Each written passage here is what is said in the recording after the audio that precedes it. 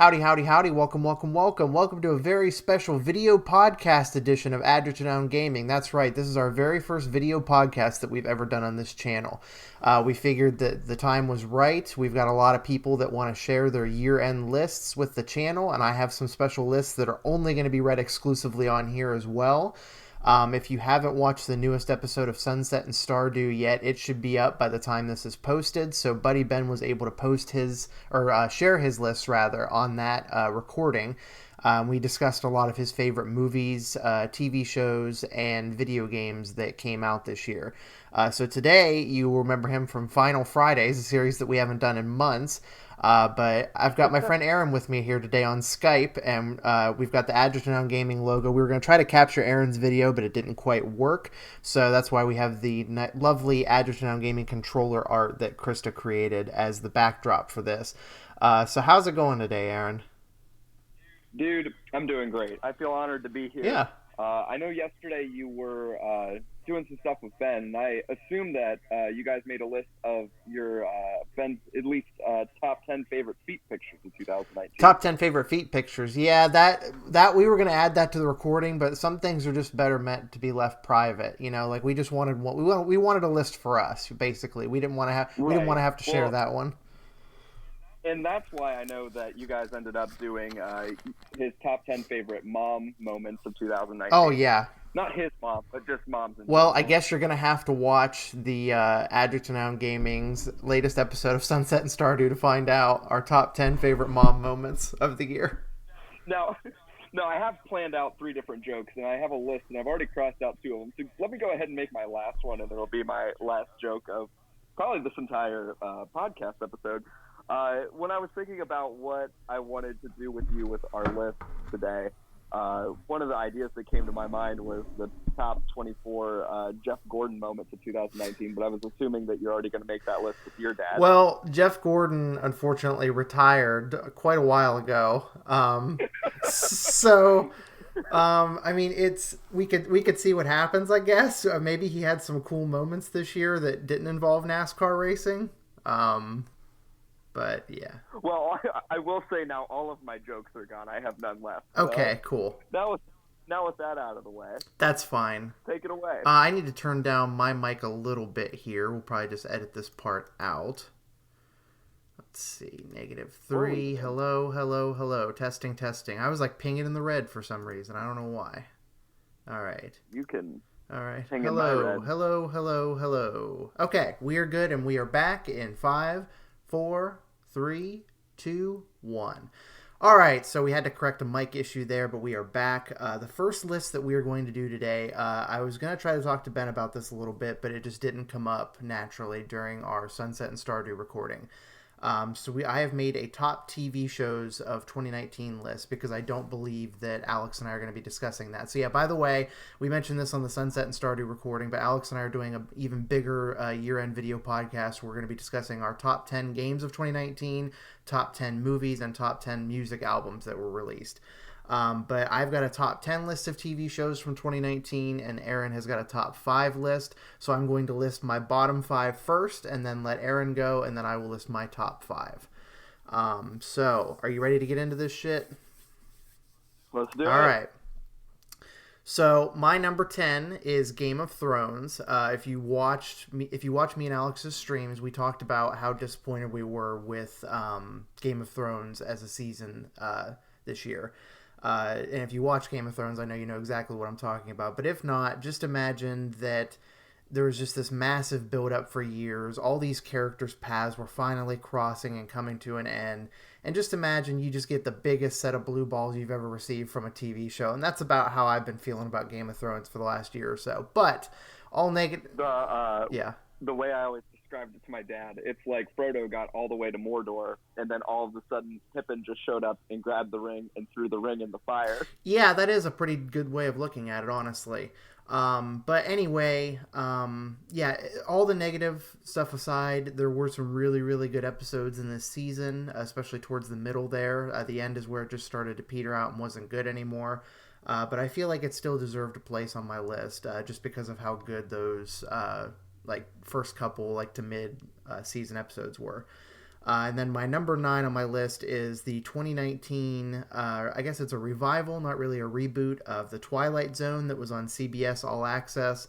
That show also started to lose steam towards the end, but The Twilight Zone is, if you remember our list, I think we did a top 10 TV show list on one of our Border Boys streams.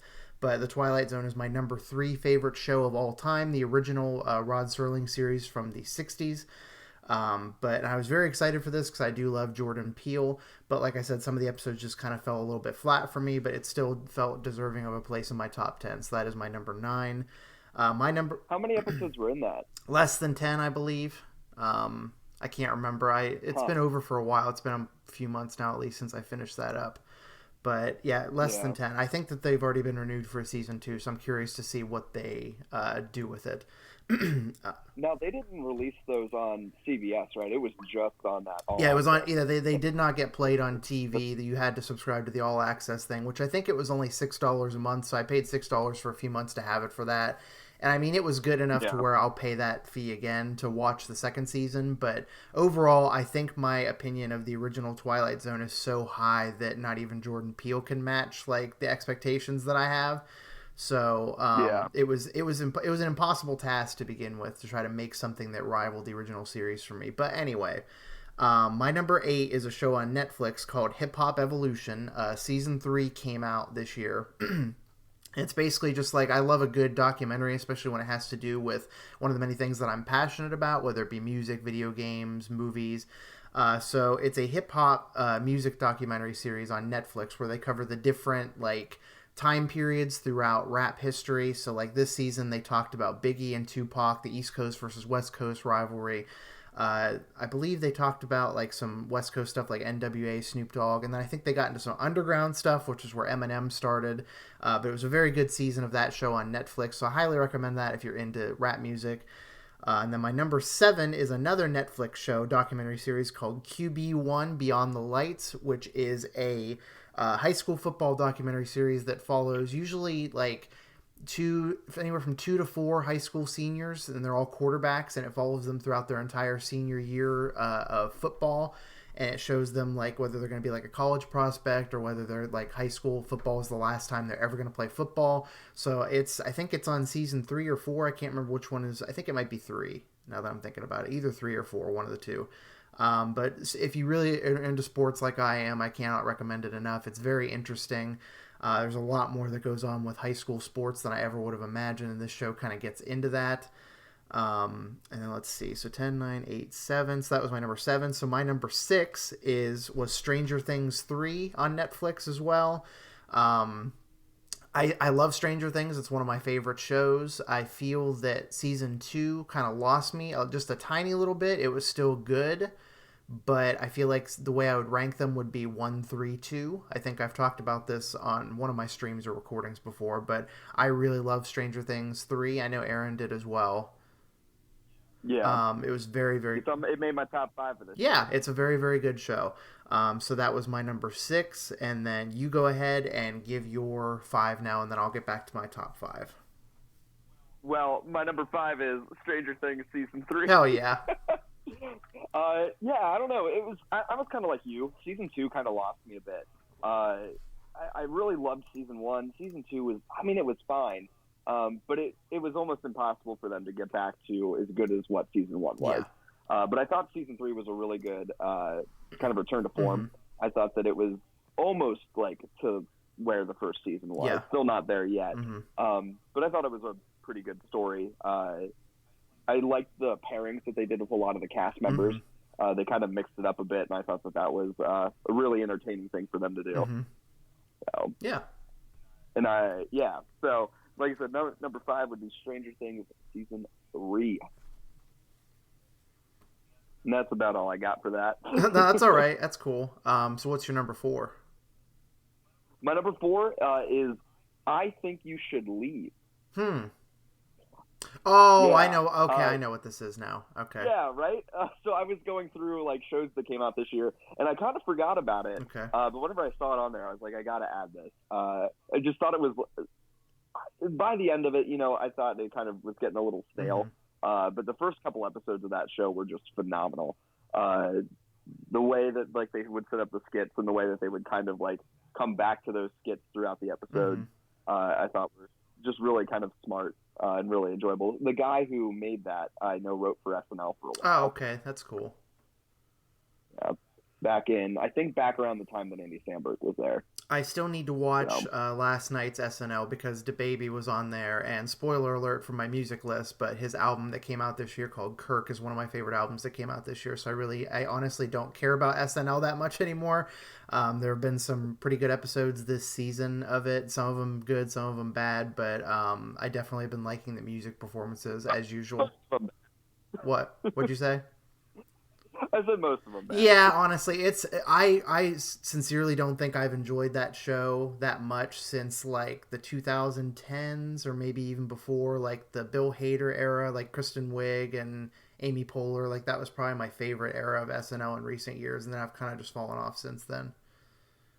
Yeah, there's some of the cast members that are currently on it that I really enjoy. Yeah, I think the last couple episodes has been just especially weak. Yeah, I like Kate McKinnon. I love Kenan Thompson, of course. I still can't believe he's still on there. But yeah, there are some really good cast members, and some of them are just so random. It's like I just don't care about any of you people. All right, so what is your number 3? My number 3 is What We Do in the Shadows. Oh yeah, I haven't watched this yet. I love the movie, but I haven't seen the show. Yeah, no, phenomenal show. I was really curious to see it because I loved the movie so much, but I didn't know how they were going to be able to handle taking it and making it into a TV show. Yeah. Especially since they didn't necessarily recast the characters, but they centered the story around 3 different vampires. And I was really curious, like at the beginning of the show, how they were going to make those 3 vampires kind of stand out from the other 3 while still kind of trying to tell the same story. Yeah. And they just did, a great job overall. Really entertaining, really funny. Oh, yeah. The kind of mockumentary style of it. You can't beat The Office, right? Yeah. And a lot of shows have kind of tried to do the same thing and kind of to some success and to some failures. Yeah. But I thought that What We Do in the Shadows really did a great job of using that style and kind of integrating comedy pretty well. Yeah, the movie I hold in very high regard, so I don't know why I haven't watched the show yet. I think I just keep forgetting that it exists, honestly, which is why I haven't watched it yet. Yeah, well, that was what happened to me. It came out on FX. I remember I got the first episode for free on iTunes and really liked it, but I was at the point we were watching other shows and I didn't want to pay the money to just watch the whole thing. Yeah. And then I randomly caught that it came out on Hulu and then watched it on there. But yeah, great show. Definitely check it out. One of my favorite movie lines of all time is from the movie where he says, "I'm doing my dark bidding on the internet," and he says, "What are you bidding on?" And he says, "A table." I love that line. Yeah. Oh man, there's just so many great moments in that movie too. The werewolves at the end, just everything about that. We're werewolves, not swearwolves. We're not swearwolves, right? So yeah, I would definitely recommend to check out that show. It's quick. I think there's only 8 episodes. I think they're all only 30 minutes. Okay, cool. But really entertaining. Nice. My number 2 would be The Mandalorian. Oh, fuck yeah. I don't want to talk about it too much. I know that it's still a little bit newer and people might not have seen it yet. Yeah, I still haven't seen the episode from Friday yet. I got to do that today. Yeah, I'm going to do that today as well. Probably right after this. Yeah. I'm going to do that.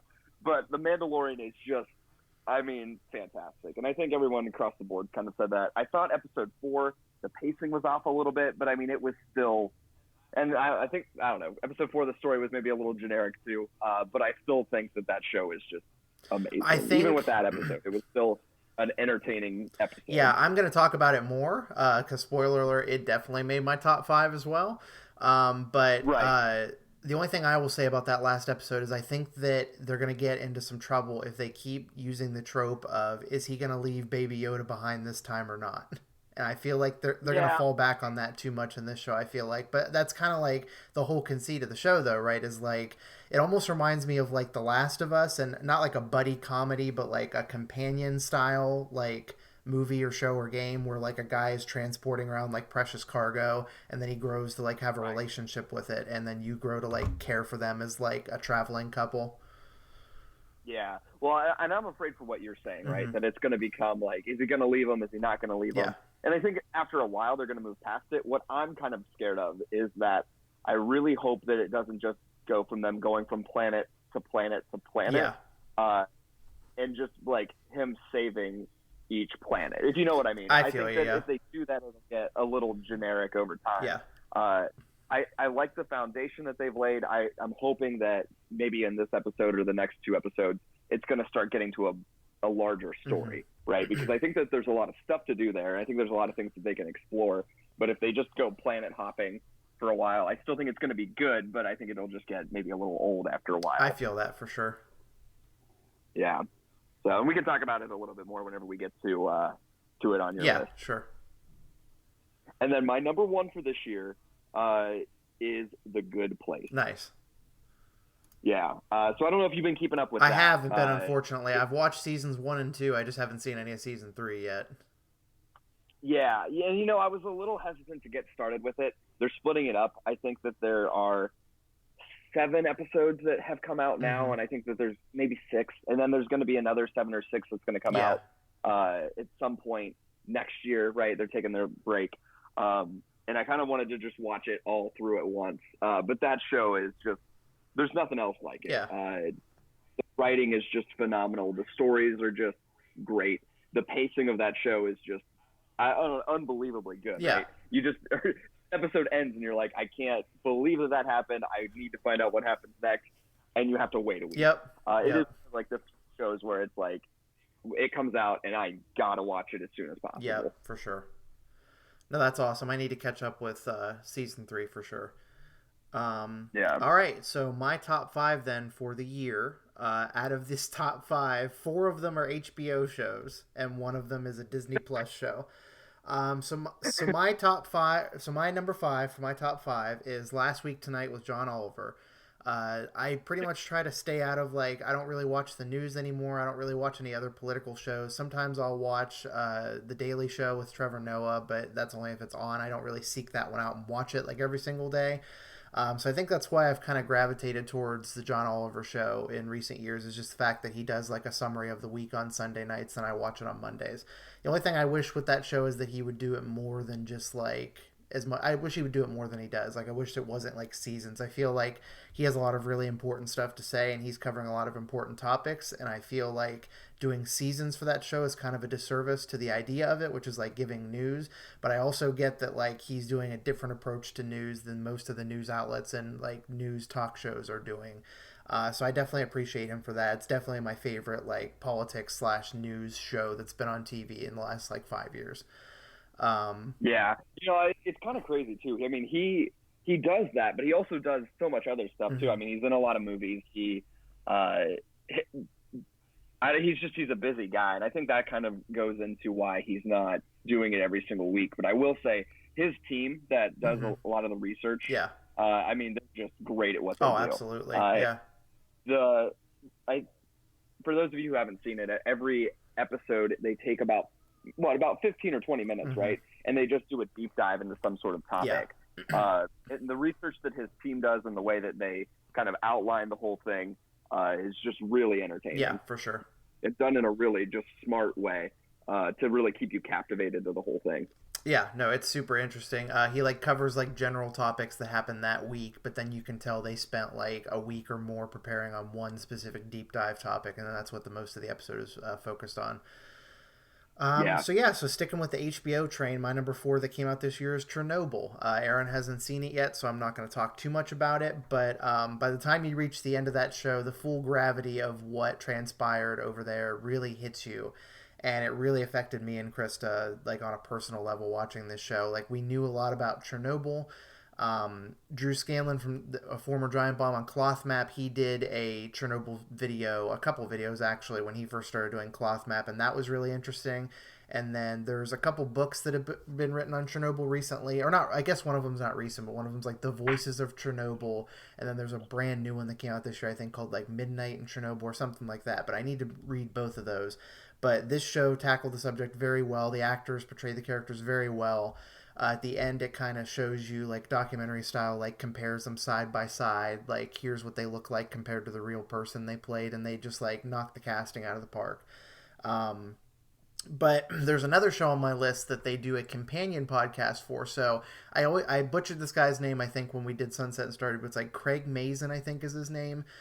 He was either Hmm. directly involved with Chernobyl or just with the podcast. I always forget. But he like sat down with the people that made the show and like the writers and stuff, and they did a companion podcast with Chernobyl. And I feel like it's essential listening if you're enjoying the show. So yeah, that's my number four. My What a couple years ago, I know they made a movie called Chernobyl oh Diaries, Jesus Christ. right? And wasn't that based on true story as well, kind of like the aftermath? I don't know. It was definitely not based on a true story. It was definitely not. It's a found footage horror movie that is a guilty pleasure of mine. I probably haven't seen it in like 5 years or more, but it's just like what would happen if like there were these like mutated people still living in Chernobyl after the fact. Oh, we need to watch that at some point together. I I've fucking never love it. seen it. And I've always wanted to. It's a guilty pleasure for sure, but yeah, definitely not affiliated with the actual Chernobyl TV show or anything rooted in reality, but a guilty pleasure found footage horror movie nonetheless. I'm sure if you did a deep dive into it, you could find a couple connections to the making of As the far Chernobyl. as I can tell, I've never looked that much into the movie, mostly because I don't want to ruin it for myself. But it looks like they shot it on location. Like the locations look exactly the same as they would in real life. So if they like CGI'd it somehow, then fucking props to them for making it look exactly like it. But I think they really did like go there and film it. So that like is what made it interesting to me. I've always had a fascination with Chernobyl, like in a morbid way, obviously, because like I don't think it's healthy to have like a genuine obsession or like curiosity in it. But yeah, I'm like No morbidly one curious bring about up that. Chernobyl. I always kind of have been. Yeah. But anyway, my number three, another No, go, yeah, what? I was gonna say go ahead. I was gonna pivot to another found footage movie. What was it called? The one with the catacombs? Oh yeah, As Above, So Below. That movie fucking owns. Yeah, I need to watch that one too at some Oh point. man, yeah, that Uh, blows Chernobyl Diaries they out of the filmed water. that in the catacombs, Yeah, they didn't actually did film it in the Paris catacombs. It's they? oh man, that movie owns so hard. That's in my top. So if you want to go back and watch, I did a horror stream in October. I think I did it. Did I do it on Halloween night? I can't remember when I did it, but it was like I think it was somewhere. it was my top 31 horror movies of all time, and As Above, So Below was definitely on that list because that's one of the scariest movies I've ever seen. But anyway, I digress. My number three is Ballers on HBO. Y'all know how much I love sports stuff, and that show just came to a conclusion. Wasn't super duper satisfied with the way they ended it, but I really don't know what else they could have done. I don't know what I would have wanted differently from it. But it was a fantastic show. I love Dwayne Johnson as an actor. I have ever since I was a kid when he was in wrestling, and it's kind of grown into a further appreciation for him as an adult now that he's been in Moana and he's been in the Fast and Furious franchise, my favorite action movie franchise of all time. So yeah, he kills it. Rob Delaney is in the show as well. Or wait, Rob Cordroy, not Rob. Yeah, Rob Cordroy's in it. And he kills it. Russell Brand was in this recent season. Odell Beckham Jr. from the Cleveland Browns was in this most recent season. So y'all know I went crazy as fuck over that. But yeah, it was a great show. Really good final season of it. I guess you could consider it a guilty pleasure because I know a lot of people aren't super hot on it. Ben was watching it with me for a while, but I think he's kind of fallen behind on it. Definitely a guilty pleasure show for me, but I absolutely adore it. Then my number two show, a show. Now, Yeah, wait. Can you do you mind if I guess your top two? I won't give them away completely, but like your next one, is it going to be an HBO show yeah, or a Disney Plus HBO show? show. Okay, cool. Can I guess the HBO Yeah, show? sure. Okay, so my guess for you for your number two is going to be Silicon Valley Oh, on HBO. nope. If you would have asked me about 5 years ago, Silicon Valley would have been in my Yep. top five TV shows of the year. Yeah, man. Same here. But I haven't even watched Same here. I haven't even watched the new episodes of Silicon Valley yet because the last season left such a bad taste in my mouth. And I mean, why would you want to watch the new season of Silicon Valley? Because it's going to be the exact same as the last three. Yep, for sure. So no, you're incorrect with that. So Yeah, I this know. show Go this ahead. show even more than the Mandalorian, I'm going to avoid saying as much as possible about it. But Ben and I kind of did not a deep dive, but I like tried to get him to watch this show because he watched the first episode and then stopped and said it wasn't for him. Which given the context of the show, is surprising because he's an even bigger fan of the graphic novel that this show is based on than I am. But anyway, my number 2 is Watchmen on HBO currently. If you would have asked me during episodes 1 and 2 of this show where it was going to be on my top 10, it might not have even made my top 10 because of how disorienting and confusing it was as a show. But now that the most recent 2 episodes have come out, they have been some of the best episodes of any TV show I've seen in a very long time. They consistently use cliffhangers and exposition in ways that just... Oh my god, the twist at the end of this most recent episode was fucking bonkers. And my friend John, so shout out to John again from Game Dev Tycoon videos that we make. He will just send me all caps Facebook Messenger messages about this show, like usually along the lines of something like, "I can't believe these motherfuckers did this." But he was telling me he was like pausing it every couple minutes to like point out to Haley, his wife, like, "Hey, here's like an Easter egg." But like he was like, "I realized that there were so many Easter eggs to the graphic novel and the movie and everything in this show that I had to stop like pointing out every single one." But no, I can't wait to watch this show. I've heard just phenomenal things about it. And Damon Lindelof, I mean, make great TV. That's what I told Ben, was that because I can't remember how big of a fan of Lost Ben is, but I know that he wouldn't. I don't think he watched The Leftovers, nor do I think that he would like it. The Leftovers isn't really my cup of tea either. But Leftovers is one of my favorite shows of all time. Yeah, I don't know. It got to a point with The Leftovers with me where it was so dark and so depressing, and I didn't know what was happening. And Watchmen kind of strikes a balance between, like, it's nothing like the graphic novel and it's nothing like the movie from the 2000s, which the movie I absolutely love, and I know that some people are like hot and cold on it, but I still like the Watchmen movie more than I like this Watchmen show because it's a direct adaptation of the graphic novel, which is probably my favorite graphic novel of all time, and I think the same could be said for Ben too. But I think that he and I both had the same expectations where we thought, like, okay, is Lindelof just going to, like, take a full couple seasons of this show and, like, just flesh out what the movie couldn't? Is it going to be, like, a direct adaptation? But then you find out very quickly, no spoilers, of course, that it's very different from everybody's expectations, and they're doing things with it that I don't think anybody thought was possible. But it's got the mystery and intrigue of Lost and the confusing narrative of The Leftovers, and I guess of Lost too. But it's like, you have to, I told Ben, you have to just like drop all of your conceptions about the show and just realize that you're along for a Lindelof ride. And you can't, like, I want to see where it goes now. Like, I'm very curious to see how they wrap it up. And then, like I was saying earlier with Chernobyl, there is a companion podcast with Watchmen where that Craig Mazin sits down with Lindelof, and they're going to do 3 podcast episodes because there's 9 episodes of the show. They do 3 episodes of the show per 1 podcast episode. And it's been fascinating to hear it broken down. And of course, he's like trying not to spoil stuff, but he's like, the only thing he said that was reassuring was, you know me and the shows I make, I'm not going to answer every single question you have, but like I'm going to answer every plot question to the best of my ability by the time we get to the end. So I won't say any more. Probably the best show on HBO right now. I'm very curious to see if they stick the landing with it, but...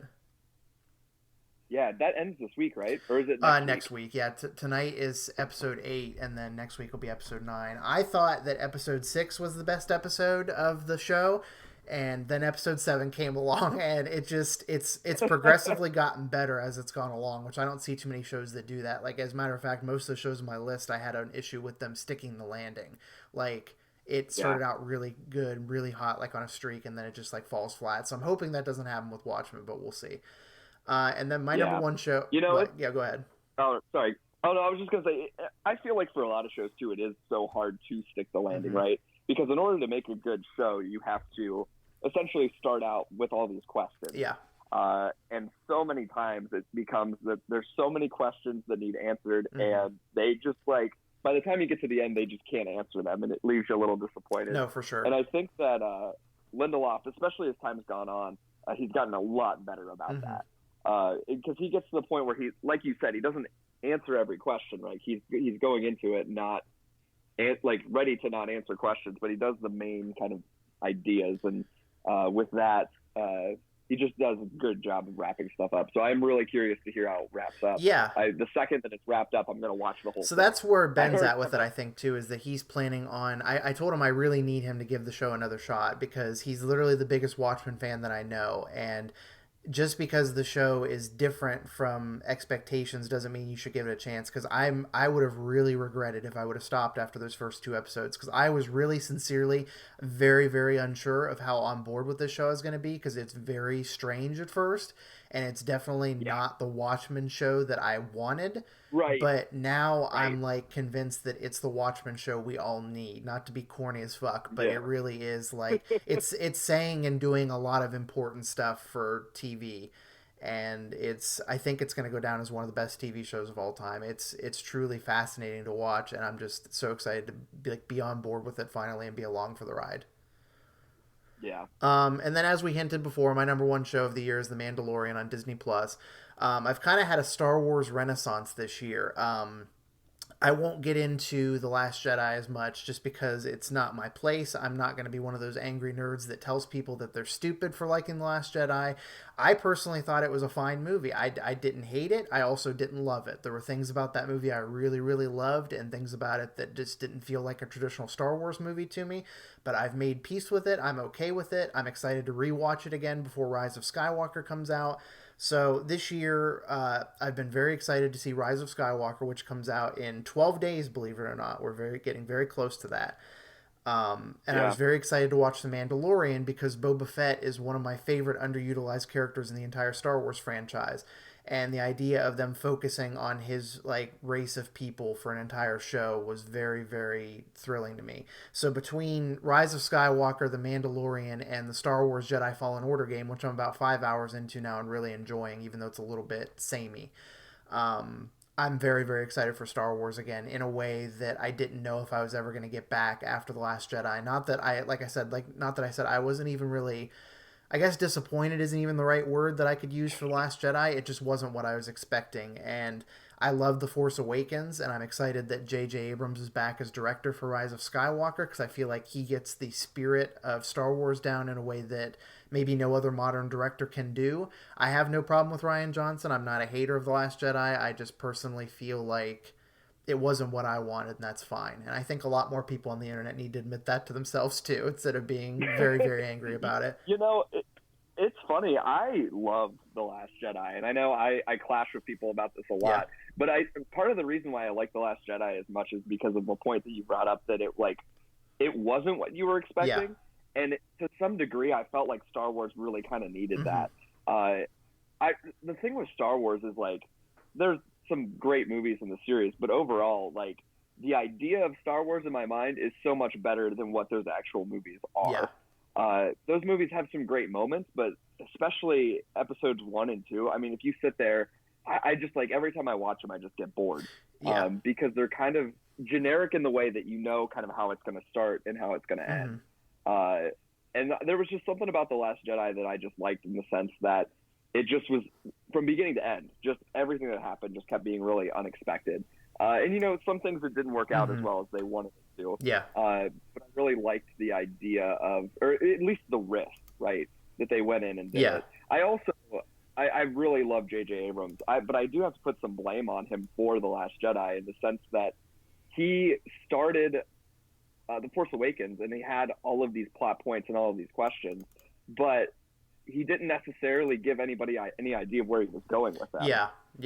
So, talking about like the Knights of Ren and things like that, I mean, he created all these great think pieces, but didn't really give anybody anything to work with them. Gotcha. So I think that Ryan, right? Yeah, Rian Johnson. Yeah, I think that he gets a lot of crap for his movie, but at the same time, I don't think. I mean, he was kind of going in and kind of given this impossible task, right? We don't have anything for you. There was this movie that came out before it that has some ideas. You don't have to use it. Just make a movie. And Rian Johnson's going to make a Rian Johnson movie. He's not going to make a Star Wars movie. He's going to make a Rian Johnson movie, because that's what he does best. Right. I mean, and that's like all of his movies are very unconventional. They're not kind of the typical, stereotypical movie. So, I don't know. Like I said, I think that he's given an impossible task.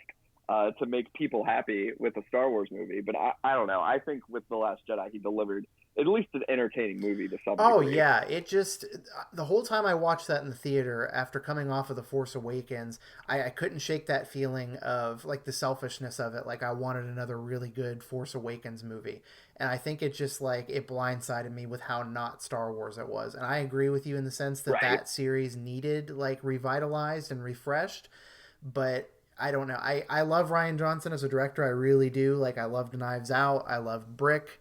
I loved his other movies that I've seen, but it just, to me, Star Wars, I didn't really start getting interested in until Episode 1 when I was a kid. And I still hold Episode 1, I think, a hell of a lot higher in regard than most people do. Episode 2, I just went back Yeah. because I'm rewatching them now all. I want to try to rewatch them all now within the next 12 days. So we'll see how that goes.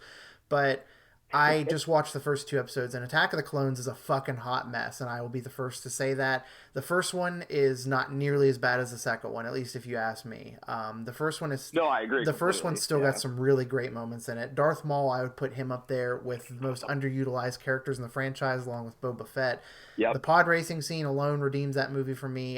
Jar Jar Binks is still annoying as hell, but somehow in my early or my I'm almost hitting 30 years old. Maybe Jar Jar Binks is a little bit charming to me now. Is it like maybe less annoying, a little bit more charming? He needs to not be in the movie as much as he is, but I can see why in 1999 they made the decision to put a character like him in it. And I fucking loved Jar Jar. I fucking loved Anakin as a kid, but it's really slow. The first 2 movies are very, very slow, especially the second one. Yeah. Like literally the only redeeming thing I think I could come away with from Attack of the Clones was Count Dooku as a character I love.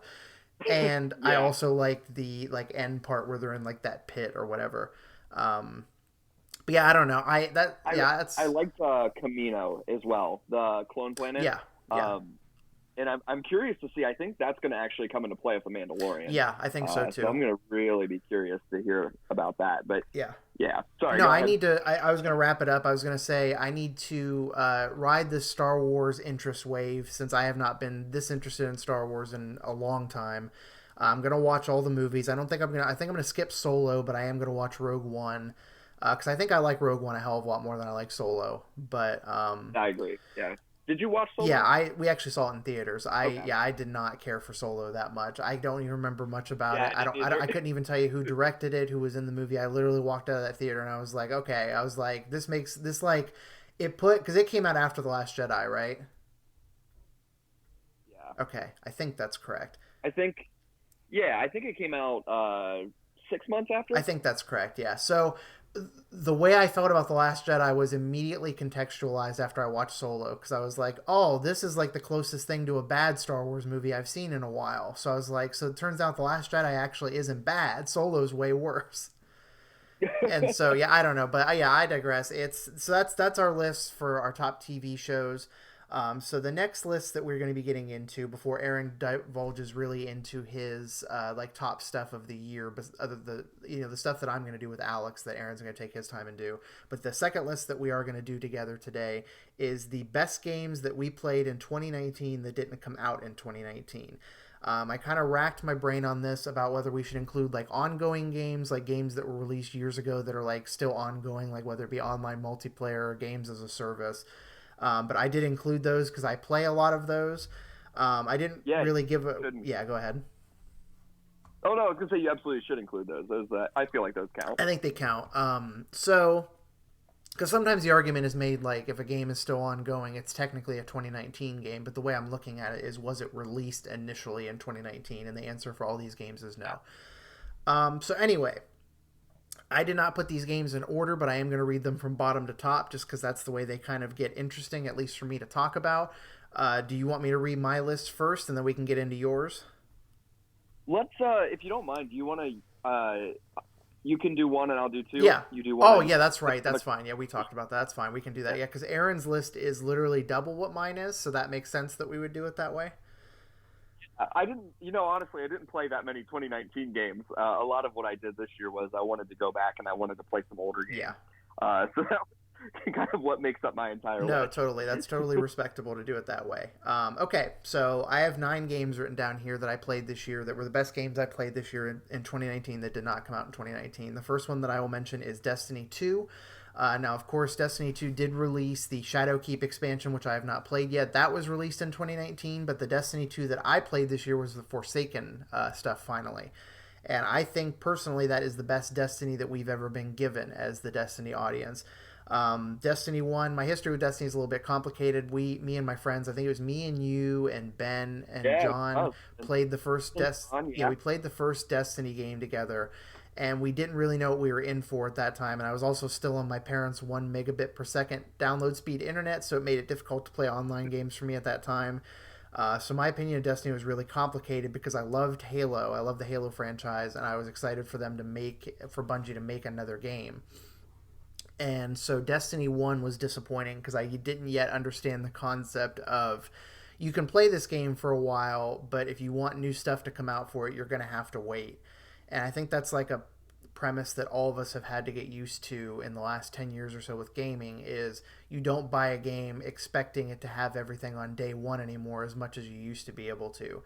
And I think the older I get, the more I'm starting to be able to accept that. And it's fine because I have such a wide variety of interests that I feel comfortable now dropping in and out of games like Destiny, even though their onboarding is fucking terrible. Like, when you try to play this game after not playing it for, even just like a couple weeks or a couple months, you come back to like 20 pop-up messages and 20 new quests and 20 new icons on your map. And it's so overwhelming. And I think that's the majority of the reason why people don't like coming back to Destiny now. But Alex and I played a little bit of it for a stream. We did either 1 or 2 streams, I think, earlier this year. But I've played a lot of it solo, and I played Forsaken, and it's astounding how good it is. And it's like, it's not my favorite shooter of all time, but I think the guns and the shooting feel the best of any shooter I've ever played. So that's why I felt that it was important for me to include Destiny 2 on my list. At some point I'm going to need to jump back into it and try it again. I remember us playing Destiny 1 whenever it first came out. And I remember Destiny 1 being super bare bones. Yeah. Right? There wasn't really that much meat to it. And I remember, like, we got done with the game, and then all of us were just kind of like, okay, like, that's it. Yeah. And I think really we dropped off of it. And I would be really curious coming back to Destiny 2 and kind of seeing where it's gone. Because I know they've made massive improvements to that series over time. Yeah, it really truly did start to get better once, like, with Destiny 1. Because I went back when Destiny 2 was coming out. I just felt like playing Destiny again. So I bought the PS4 collection of all the Destiny 1, like Destiny 1 base game, and then Taken King, and then whatever that second expansion was called that wasn't as good. But Taken King, like, sincerely brought me back into Destiny in a way that I can't thank them enough for. I like Forsaken better still, but Taken King was like Destiny 1's Forsaken, essentially. But yeah, no, and I think base game of Destiny is free to play now, if I'm not mistaken. I'm not sure which. I think so. I'm not sure if that's every platform or only certain platforms. I haven't looked into it that much just because I own Destiny 2. But yeah, so go ahead, and what are your 2 games now to my 1 game here? All right, so I will say my list does have a sort of order to it, and a lot of it is just like the games I've played at the beginning of the year. So you're going to hear probably at the beginning, maybe not as much as what I thought, a couple games that came out like at the end of 2018 that I just didn't get a chance to get around to. So my first game on my list is the Spyro Remastered Collection. Nice. Played Spyro a lot whenever I was a kid, mainly the second one, which was Year of the Dragon. So whenever I saw that remaster was coming out, I wanted to get it just to play Year of the Dragon again. I was really impressed with how well that game held up. I will say I loved Year of the Dragon, and then I went to play the other 2. And no, Year of the Dragon was the third one. Yeah.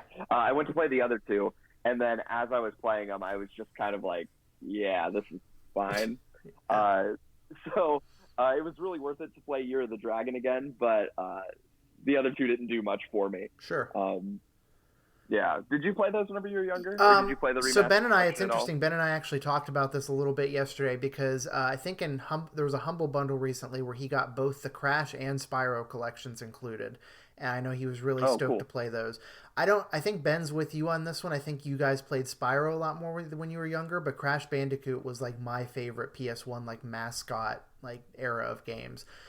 So I was much Yeah. more excited for the Crash collection. And I mean, it's like, it's the same deal. They really like, especially if you've got the nostalgia for it already, they fucking knocked it out of the park with these remasters, like especially visually. I mean, my God, you take a PS1 game and Yeah. just completely reinvent it, but keep like the same charm and like memories with it. It's just like, I feel like, especially because Crash Bandicoot 3 Warped is my favorite Crash game. And so that was, it's weird Uh-huh. that like you jumped to the third Spyro game and I jumped to the third Crash game. It's just weird that it like, the synchronicity of that is cool. But it like it was a cool feeling to be able to go back to it and be like, I feel like I'm playing a new game, but there's also like a comfort to it and like there's a nostalgia to it because it's, you're playing the same game, it's just got a new coat of paint on it. And Well, and I think yeah, the best part of it too is like you're playing that game and it's like, oh, this is exactly how I remember it. And then you pull up screenshots of the original game and you're like, oh no, this looks yeah, terrible. yeah, totally. They do such a great job, like you said, of the nostalgia piece of like Mm-hmm. you're playing it and it feels exactly as it did whenever you first played it, whenever you were Mm-hmm. younger, and then to see what it looked like in comparison to what they did, it's just mind blowing. Yeah, it is really great. It's fantastic. So yeah, play those if you haven't already. I believe they're having some pretty good holiday sales on them. I think both those collections are $20, or they were on Black Friday, but they'll probably go on sale again before the end of the year. Yeah.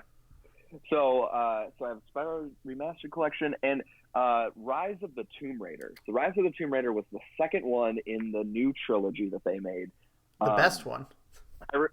the best one, yeah. Yeah. So I really liked the Tomb Raider that they made, and then I ended up with both Rise of the Tomb Raider and Shadow of the Tomb Raider, and at some point I was like, I gotta play these again. Yeah. So put in Rise of the Tomb Raider. Really, I don't know. I really wasn't expecting to play it as long as what I Mm-hmm. did, but I really just got sucked into Yeah. it. Just everything about that game was an improvement on the original, not the original, but the Tomb Raider from the new trilogy. Yeah. Right, the first one in that trilogy. And it was just kind of unbelievable how well they refined everything, how they made an interesting story. Mm-hmm. The DLC for it was phenomenal. Didn't play I don't know if that, you but I that played at the all. base game. But yeah. Yeah. It was just kind of like a fun Uncharted game, Mm-hmm. right? When they remade that trilogy, it kind of just became Oh, for Uncharted. sure. Yeah. But they still, like, throughout the entire thing, introduced new ideas. The tombs in that game and the puzzles were a blast. Mm-hmm. And I enjoyed that game way more than I thought I was going to. Yeah. So Krista's favorite game franchise, besides The Sims, of course, is Tomb Raider. She grew up playing the the original games. Like they bought them on PC, and she sat there and watched her dad play every single one of them.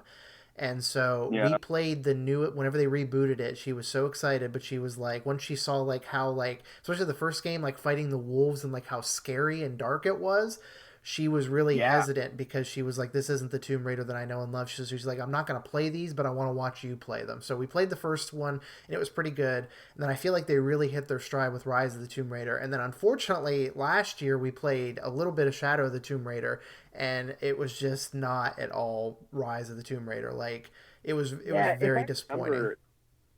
if I remember, they gave it to a different studio, right? Mm-hmm. And they just kind of said, "Hey, these Tomb Raider games have been a hit. Make this." Yeah, no, it's like unbelievable to me, like how much they missed the landing, didn't stick the landing on Shadow of the Tomb Raider. Like the puzzles were just frustrating; they weren't creative and fun to play. The combat was frustrating. There was just a lot of that game that was really frustrating, and disappointing. But yeah, Rise of the Tomb Raider truly is the best Tomb Raider game they've made in some time. I mean, I would go as far as saying it is the best Tomb Raider game. That's true. Yeah, she's of the mind of like Tomb Raider Legend is like her favorite from like the GameCube era. And then she also likes I literally don't remember the names of any other ones, but I think Legend might be her favorite. That's the one she's put the most time into personally.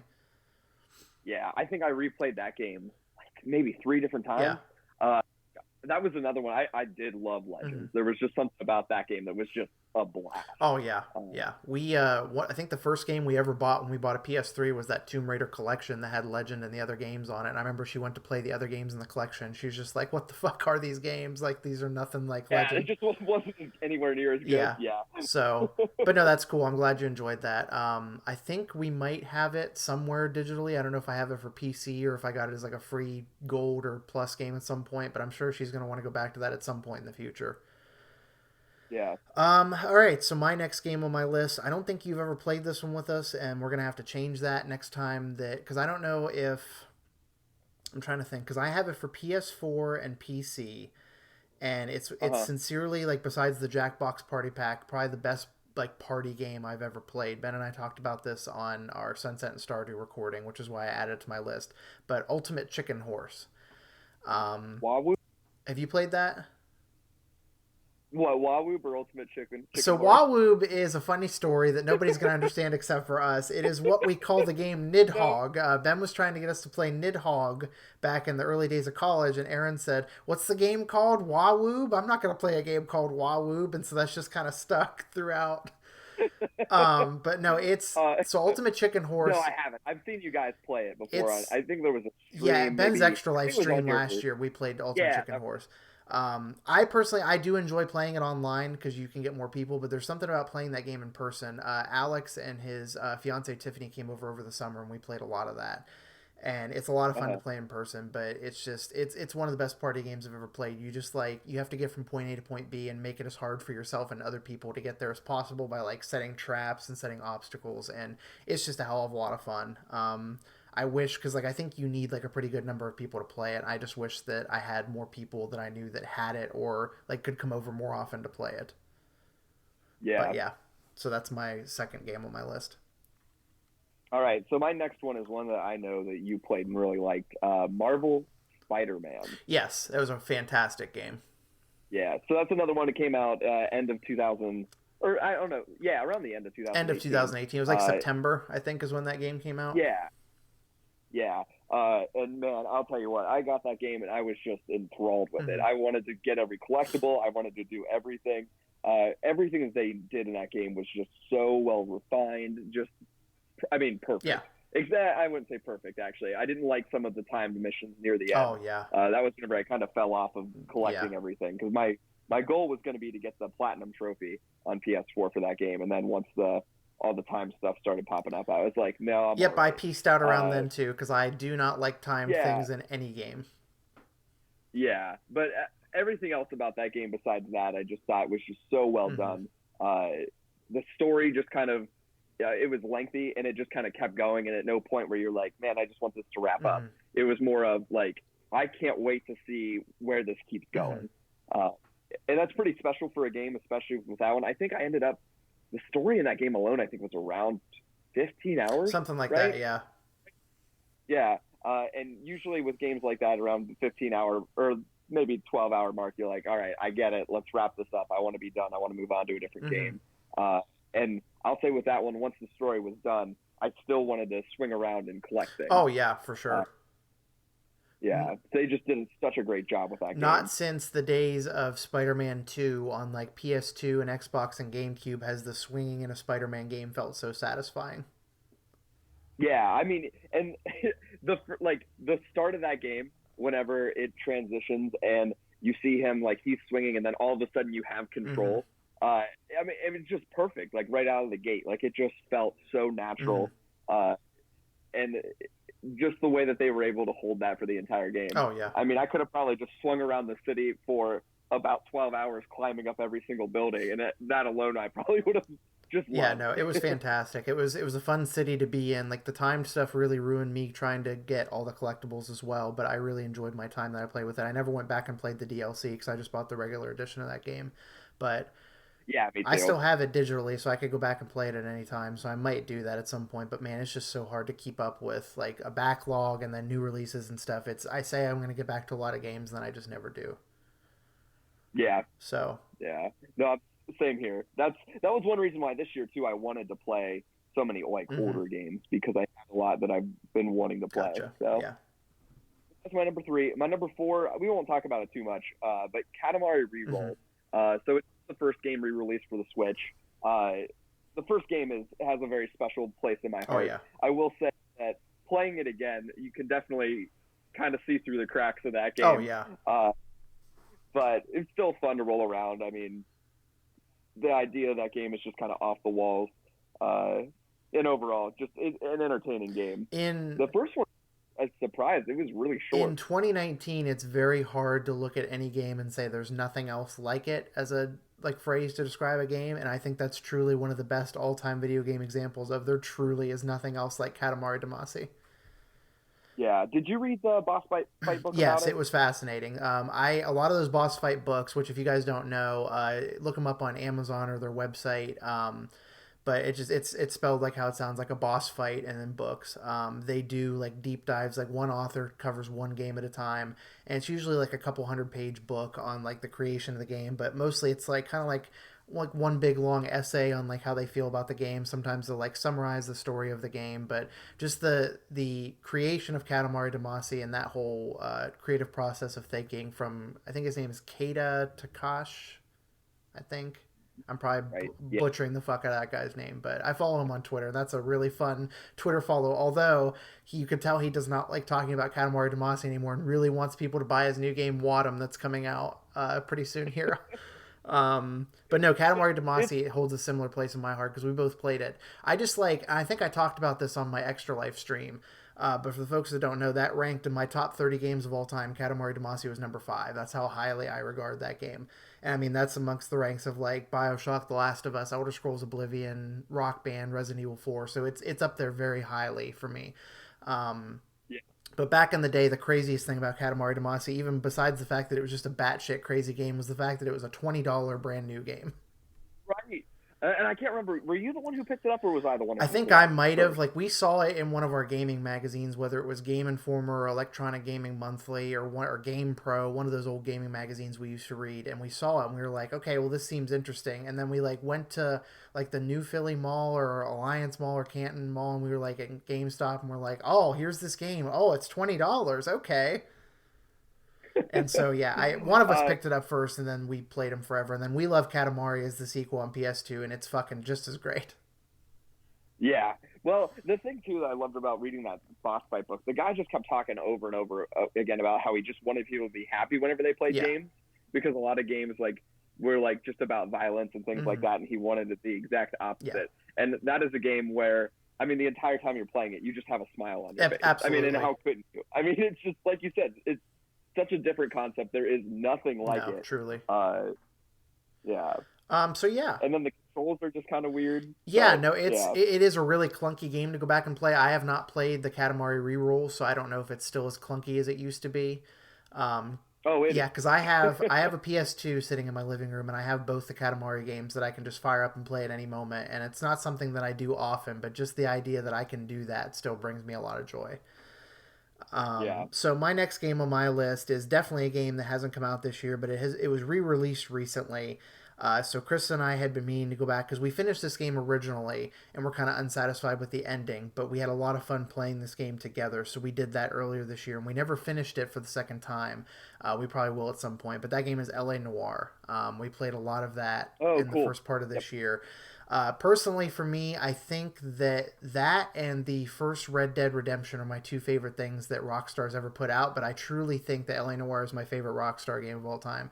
Even with as much as I've played the Grand Theft Auto games and things like that, LA Noire has always really been special to me because it was one of the few games that when Chris and I first started dating, it was one of the few games that actually captured her attention, and she started like she couldn't physically play it with me, but she helped me like tell if people were lying in the game. She helped me do the detective work.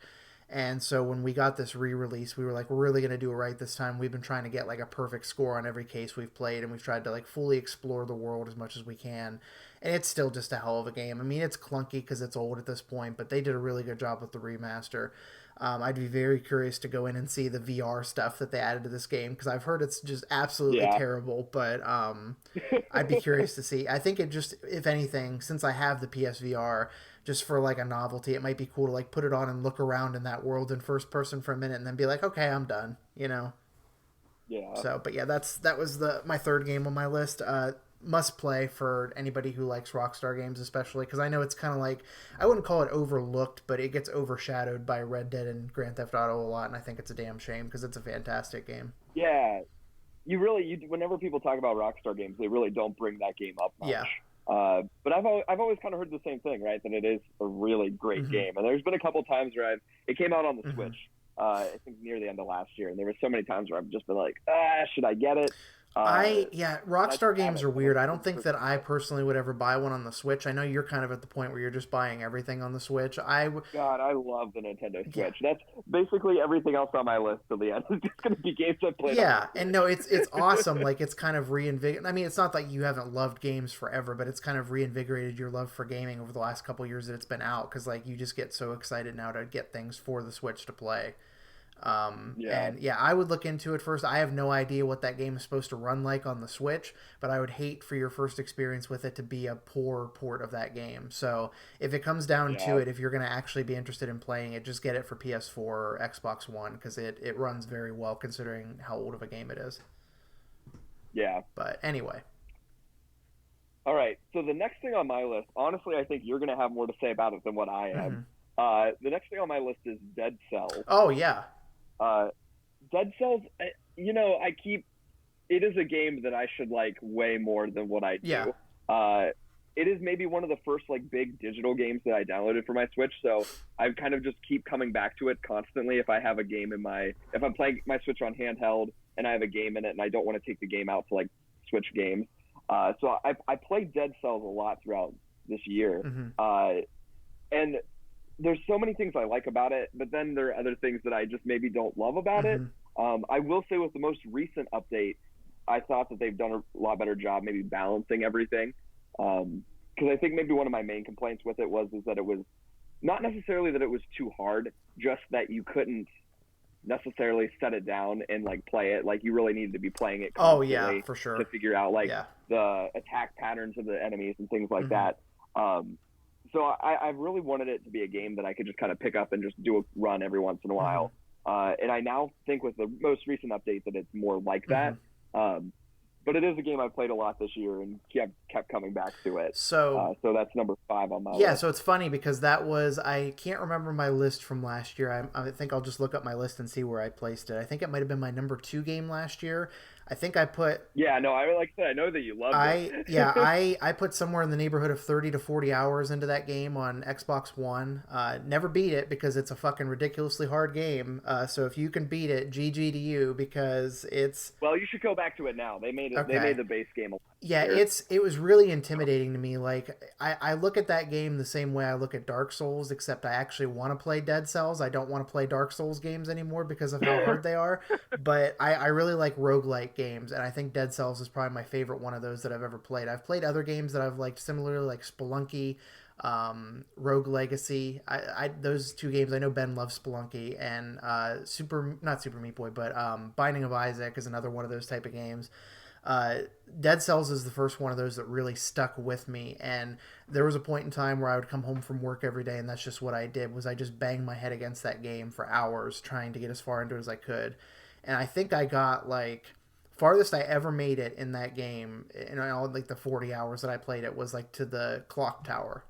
And it's just Okay. Yeah. it's that boss in that clock tower just infuriated me to no end. I was like, I loved that game and I ranked it very highly, but I have not played it since I've been stuck on that part of it. And I feel like it's the same reason that you just said is that it'd be very hard to get back into it now because there's almost like a muscle memory that you need to develop for games like that. And if you lose that muscle memory and that skill, it's something that's very difficult to get back. So I'm looking at my top games of 2018, and yes, God of War was my number 1, and Dead Cells was my number 2 for last year. Yeah. I would honestly, with what you just said, I would go back and revisit Okay. it. So the farthest I got, I beat the clock tower. I beat the boss of the clock tower. Mm-hmm. And then I got to the place that was right after that. And then I died at some point through that run.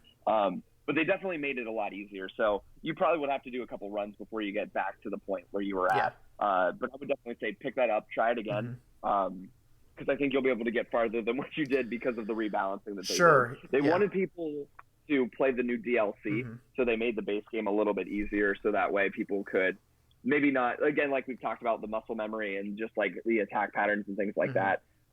They made it so you don't have to maybe pay attention to that as much in the first couple levels. So that way you can get to the end a lot quicker. Yeah.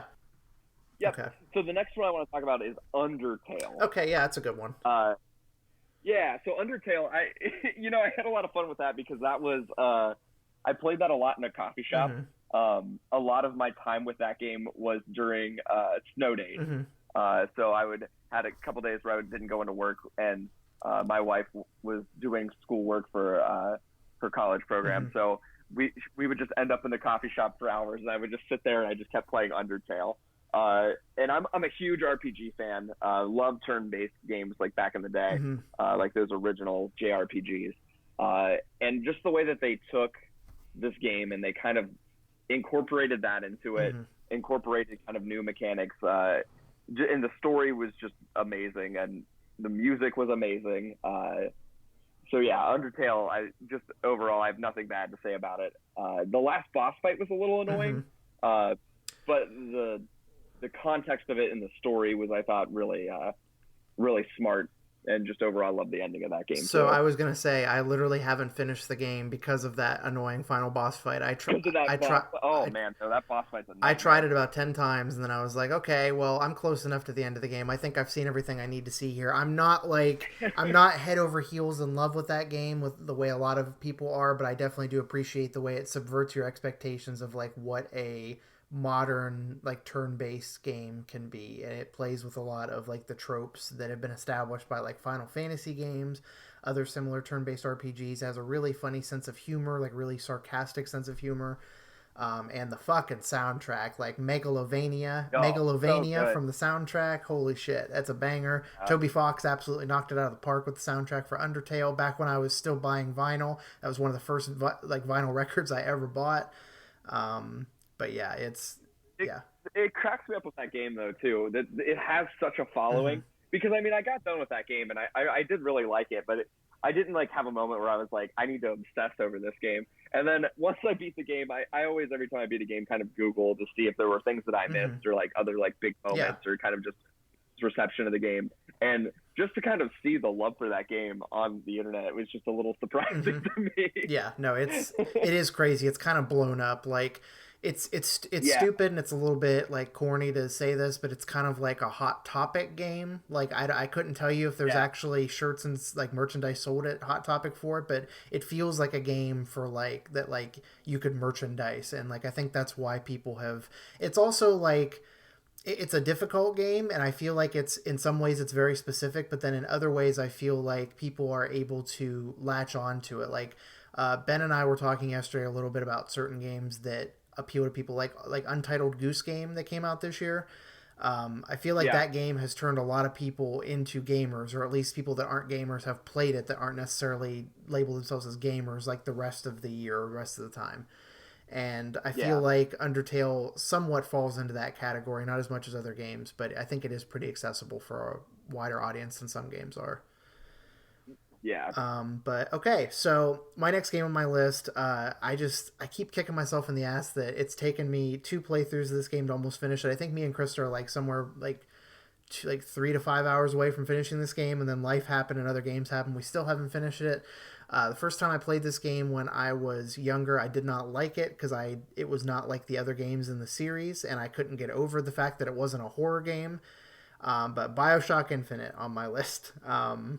Yeah. Yeah, we're about 3 or 5 hours away from finishing it, so I still haven't seen the end of that game after all this time. Oh no, Yeah, really? we need to probably fix that. I'm gonna make that one of my 2020 resolutions is to finally finish Bioshock Infinite.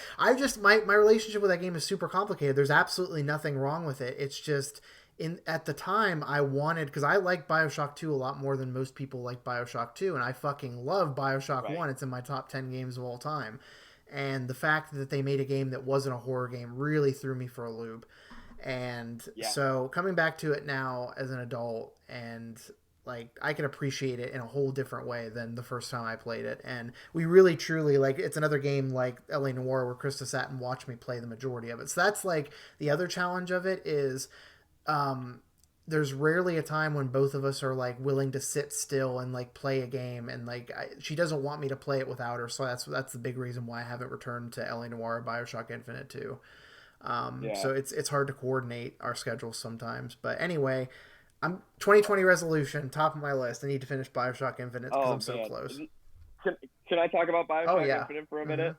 Oh, I mean, and this could maybe be the rest of this entire Yeah. episode, I have a lot to say about Bioshock Infinite, so I'll try to keep it Yeah, short. sure. Bioshock Infinite, I thought, was a terrible game in the sense that, like you said, it doesn't feel like the other two Bioshock games. And the first Bioshock game is one of the best games of all Yeah. time. I mean, it just is. And the thing about Bioshock Infinite is it's just kind of generic all around. Yeah. Maybe not story wise, but like the gameplay just kind of feels okay. It feels like somebody played Bioshock and wanted to make a Bioshock like game, which is weird to say from the people who made Bioshock, right? Yeah. But my favorite thing about Bioshock, actually, about Bioshock Infinite, is probably the art book. So Ben, a couple years ago, got me the art book for Christmas. And what Bioshock Infinite was supposed to be and what it ended up becoming were two completely different things. For sure. Because it was definitely designed to be a horror game right at the beginning. And at some point in the design process, they kind of lost sight of that. And they kind of shifted around what they were trying to make. And, I mean, what you end up with is it just kind of felt like a pretty generic game where, and the story I thought was terribly paced. But I will say one thing that you should absolutely do, and even if you just kind of power through it, is that you should finish that game, because the last part of that game is phenomenal.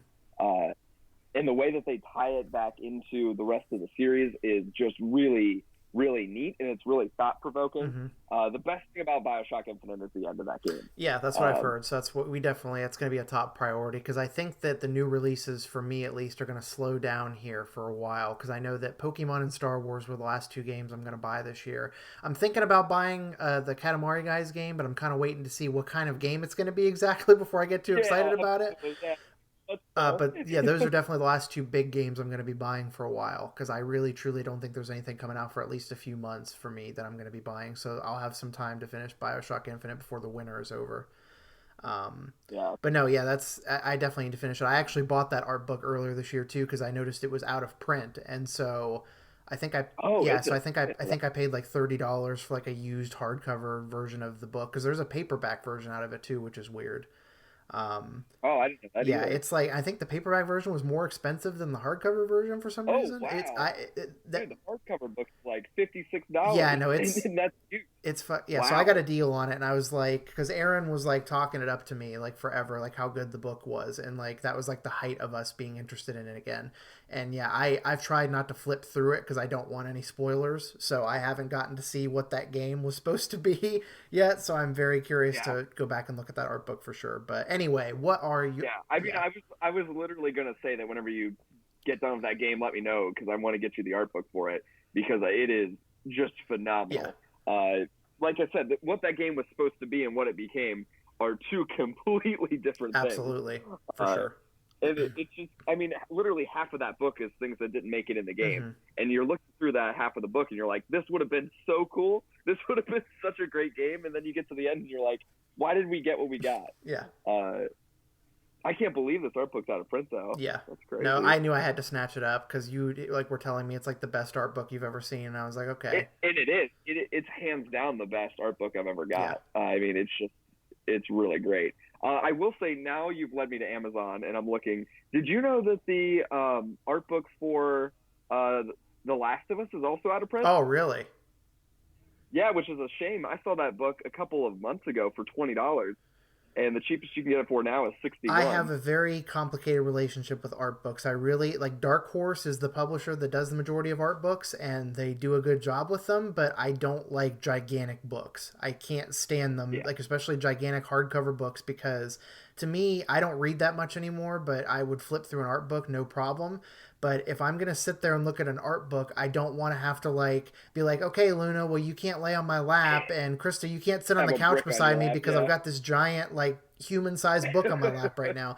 But I don't know. It's a stupid complaint. I just really don't like. I like coffee table books when they're the right size. Like I feel like the BioShock book is like the perfect size. But some of those Dark Horse art books are huge. But anyway, what are your next two games on your list of, and as a reminder, in case you've lost the thread all throughout this is the best games that we've played in 2019 that did not release in 2019. All right. So the next thing I will say, and this one, I don't. It might be cheating a little bit because it was released for the Switch this year, but it is a very old game. I think it came back out in 1997 or 1998, and that's Final Fantasy VII. Okay, yeah. So with the remake coming out next year, I wanted to sit down and I wanted to play it this year. I will say that the remake I'm not necessarily super excited about. I'm kind of indifferent about it, just because I think that the original Final Fantasy VII is so good that I don't need to go and play a remake of it. I will anyway. I'll be there day one for it. But Final Fantasy VII, I sunk so much time into it, did everything in it this time. I like the way that they've enhanced that game, and I think they did this on the PS4 as well, where you could speed up time, speed up the battles. You could make your characters basically invincible, which, I mean, is kind of cheating your way through the game. But at the same time, I wanted to play that game again to re-experience the story and re-experience the setting and everything, because there's just nothing like that game. And it was really fun to re-experience that again, especially before that next game comes out. Yeah, for sure.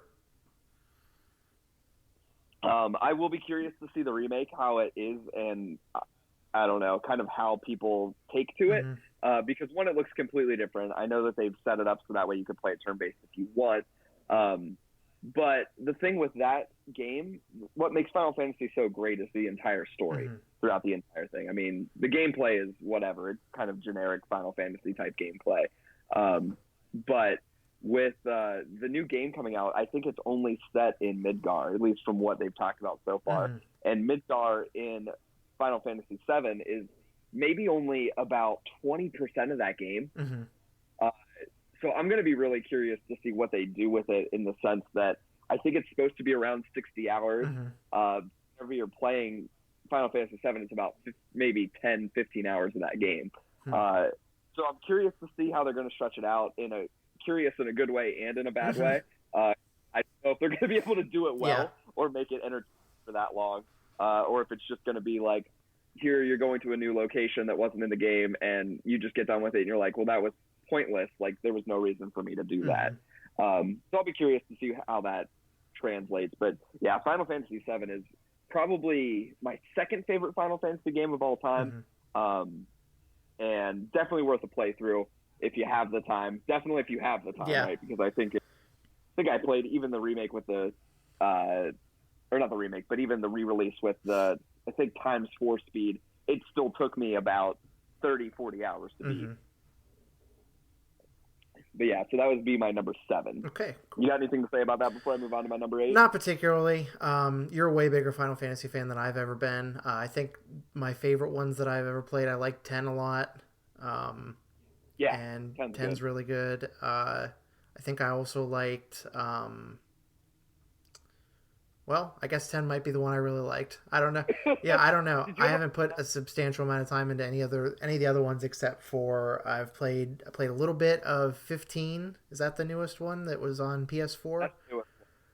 The Bro game. Yeah, the Bro game. Yeah, I wasn't a fan of that.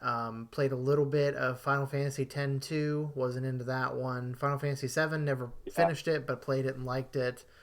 And then we played Final Fantasy V for Final Fridays not too long ago.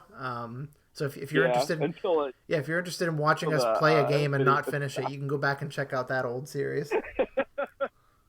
Man, what happened with that too? Didn't we record an episode and my audio was off, and then after that we were like, all right, we're done? Yeah, it was not worth sticking with to have audio issues over and over again. So yeah, so that would be my number 7. My number 8. So I did put a couple games on this list that I maybe wasn't a huge fan of, and number 8 is going to be that game. I got Assassin's Creed Odyssey this year with the idea that it was going to be my summer game. That no matter what game I played, I would just kind of keep coming back to that. That would be my kind of my rotation game.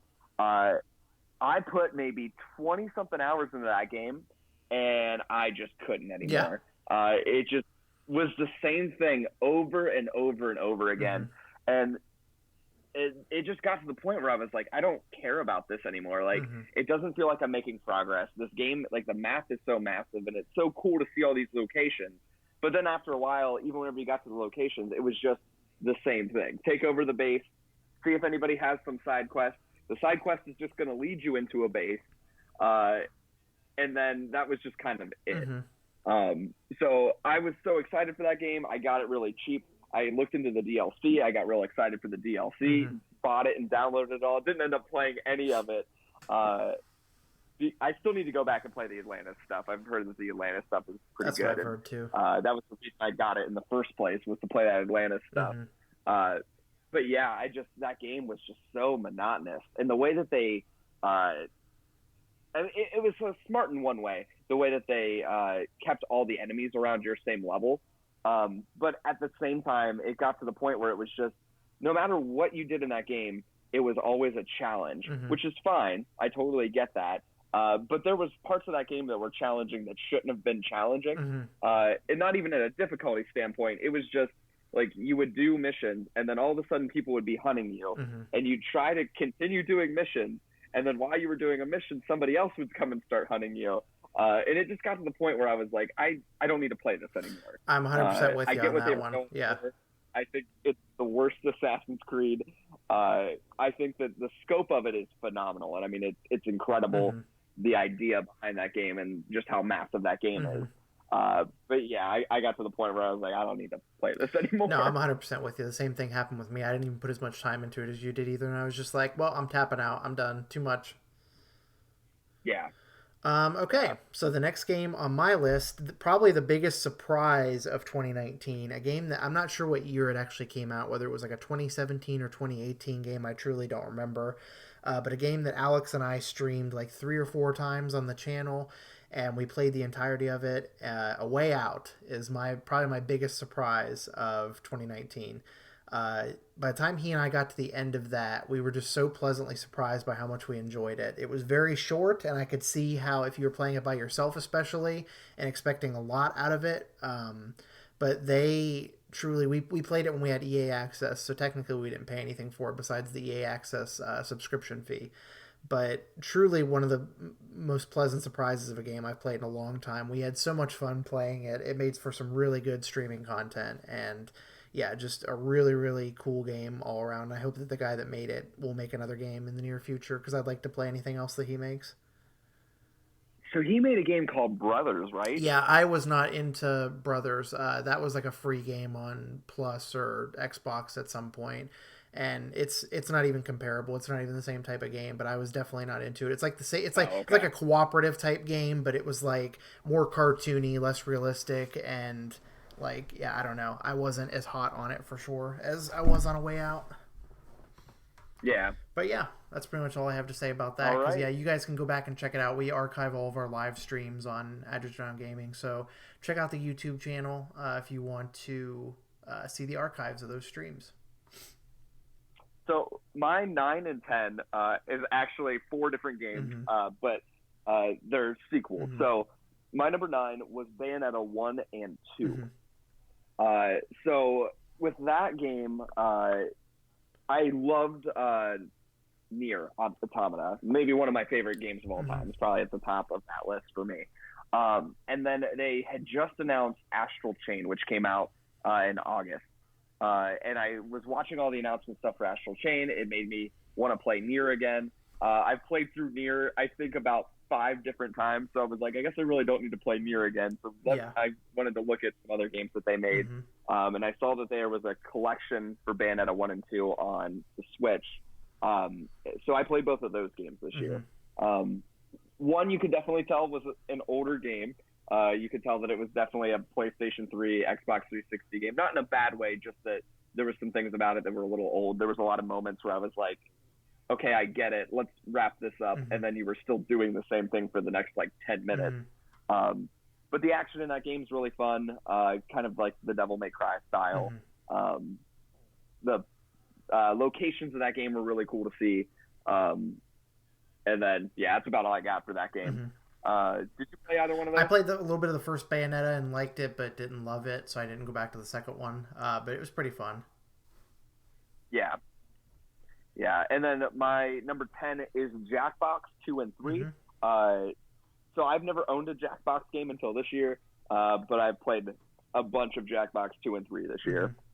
So, and I don't really like Jackbox is Jackbox, right? Yeah. So I don't really have too much to say past that. We played some of the newest one, the sixth one that came out on Extra Life, and it definitely is not as good. I feel like in a way that game series is starting to degrade a little bit, mostly just because Yeah. we have our favorites now, like Fibbage and Quiplash, and they really have knocked it out of the park with some of them. So it's weird, like to think that they have a lot of games that never even like get made either, and like they have like all these Yeah. they have all these ideas for games all the time that never get made, and it's like if these are the games that they're actually putting out, I'd kind of hate to see the ones that don't get put out, because some of them Right. are really weak. Like I feel like the collections were really strong for the first three, and then after that there was like maybe one or two good ones per pack, and then after that it was like the Game. rest of these Yep. are just really forgettable.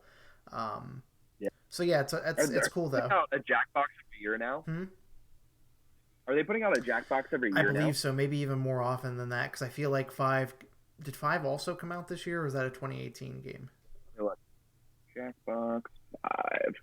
I feel like it. No, October Okay, 2018. so it was like So yeah. it felt like this year, but yeah, it's weird now because I have the first five on PS4 and then one on Xbox One because we wanted to play it for Extra Life.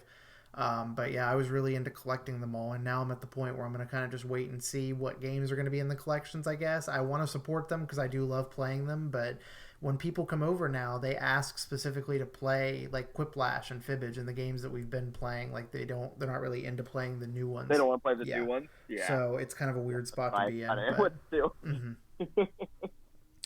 All right. Cool.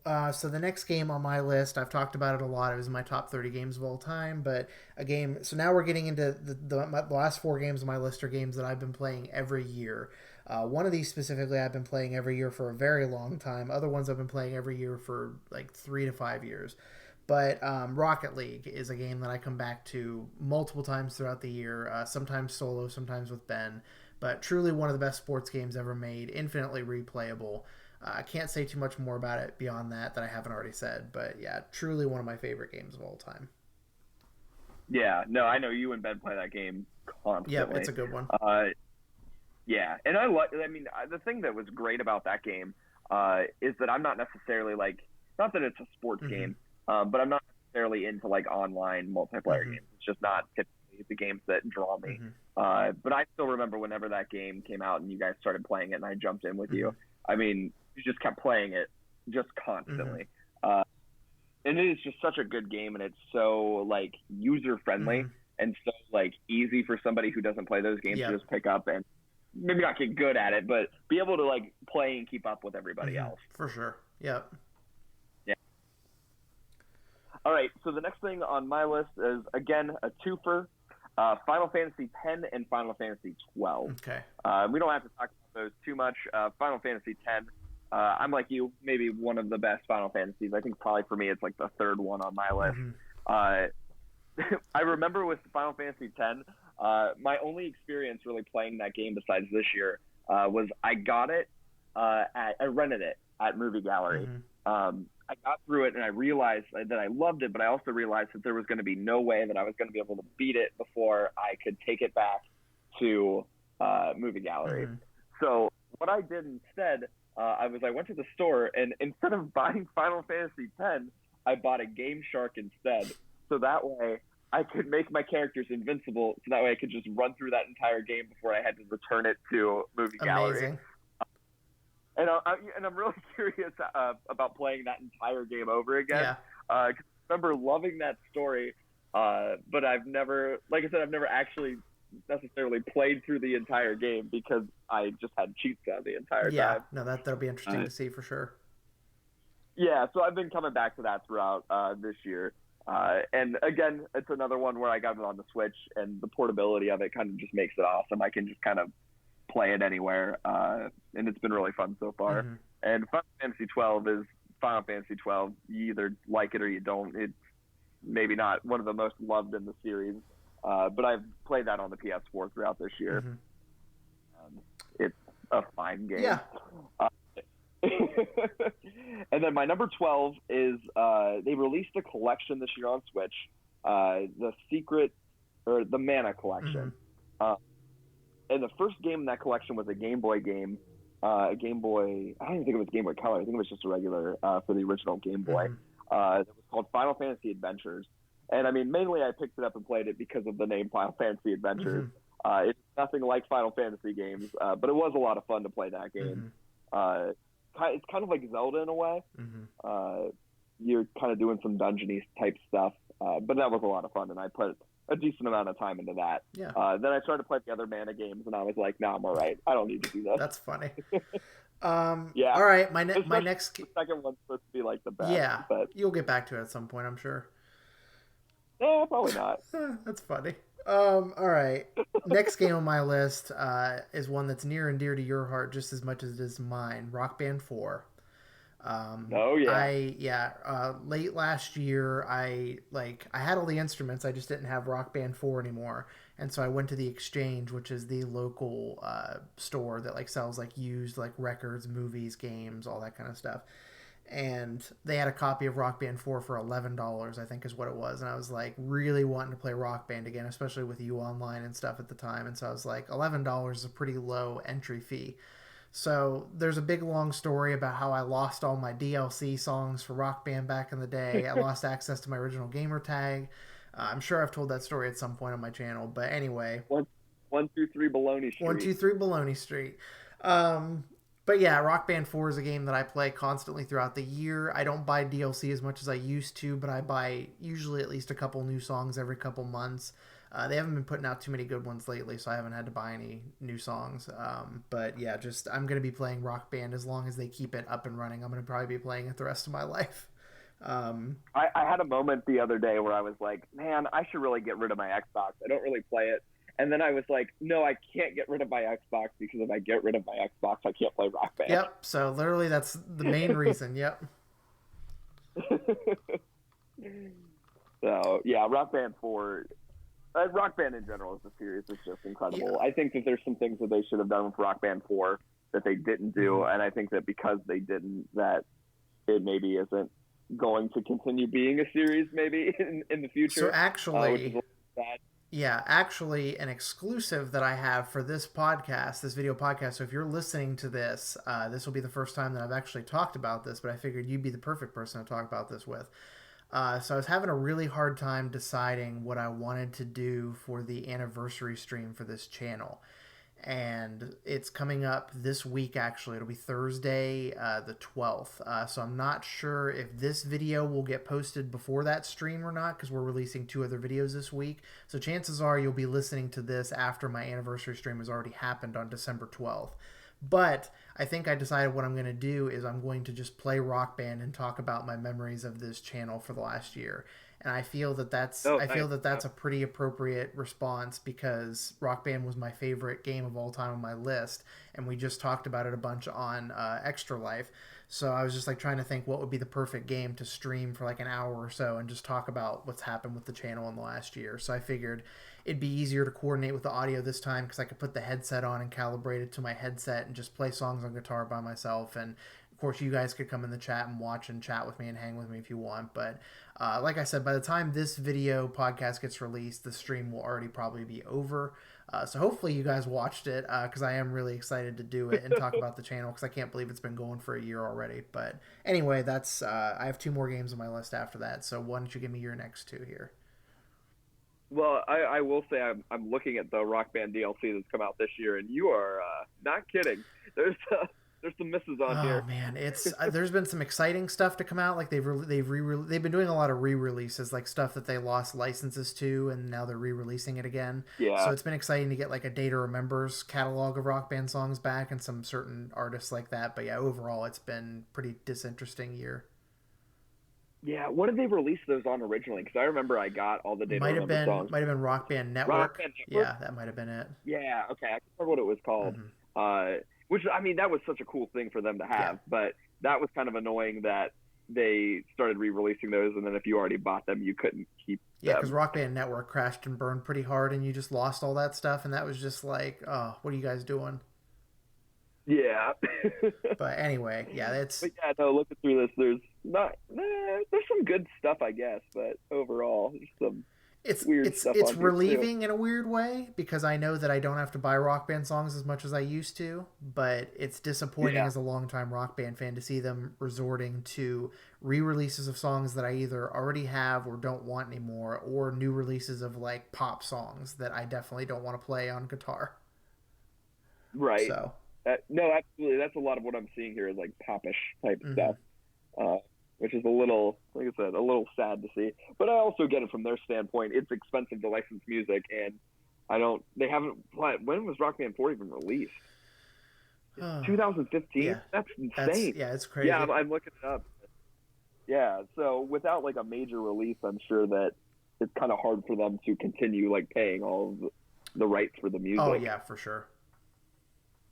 All right, so the next thing on my list is there's kind of a story with it, but it is Super Mario World Mm-hmm. for the SNES. Mm-hmm. Um, so this year, one of the games that came out is Mario Maker 2, Mm-hmm.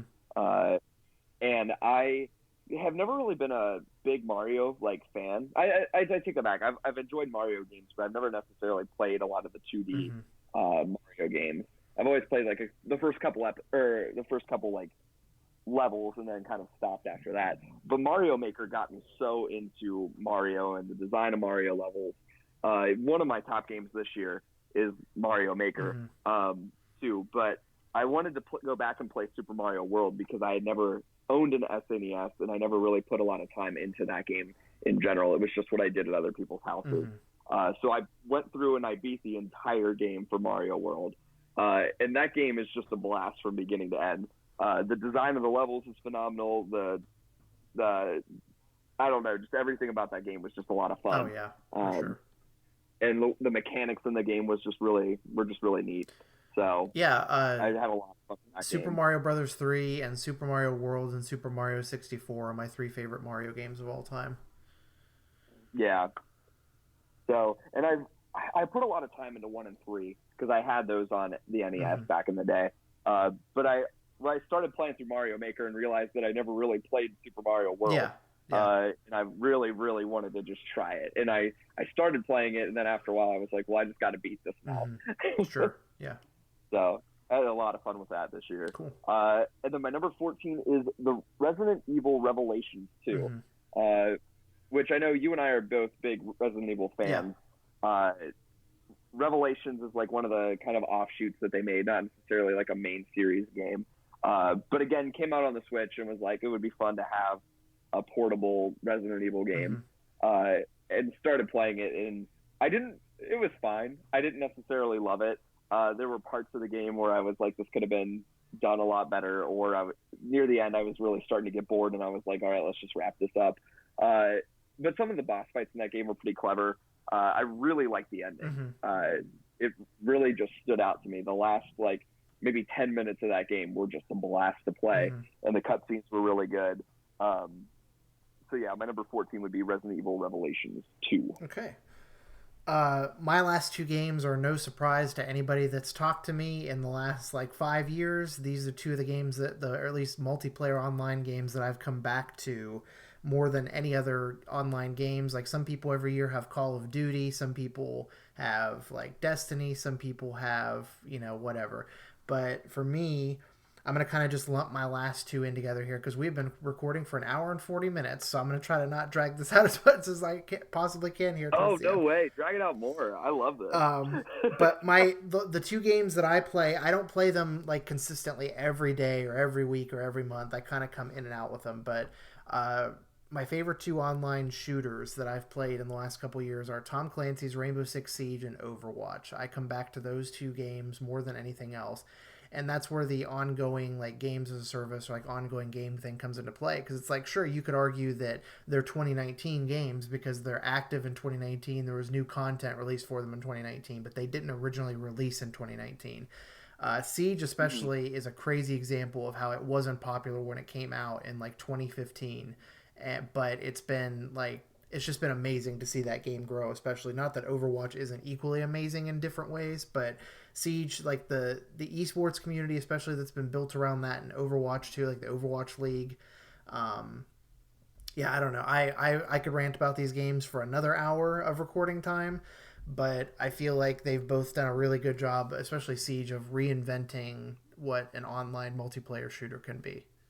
And I've Yeah, enjoyed them both immensely over the last like 4 or 5 years. yeah. But yeah, Cool. So I have four more left, and I will also, like you said, we've been recording for a while, so I won't drag it out too much. There is one that I can't wait to talk about with oh you, sure, and I hope that we spend a little bit of time talking about oh it. yeah, But so my number 15 is, and I'll try to make this one short, Crypt of the Necrodancer. So one of my favorite games this year was Cadence of Hyrule. I got that game, and I just couldn't stop playing that. I mean, I think that I beat it 3 different times, and it came out in the summer. So I saw Crypt of the Necrodancer on sale, and I was like, I'm going to get this. I love Cadence of Hyrule. Got Crypt of the Necrodancer, played it, beat the first couple levels, and I was like, I don't need to play this anymore. I'm not really enjoying yeah, it. sure, So it was fine. Like I said, I didn't think it was anything on Cadence of Hyrule. And it's kind of amazing to me that it went from being what it was to making Cadence of Hyrule, like to becoming that.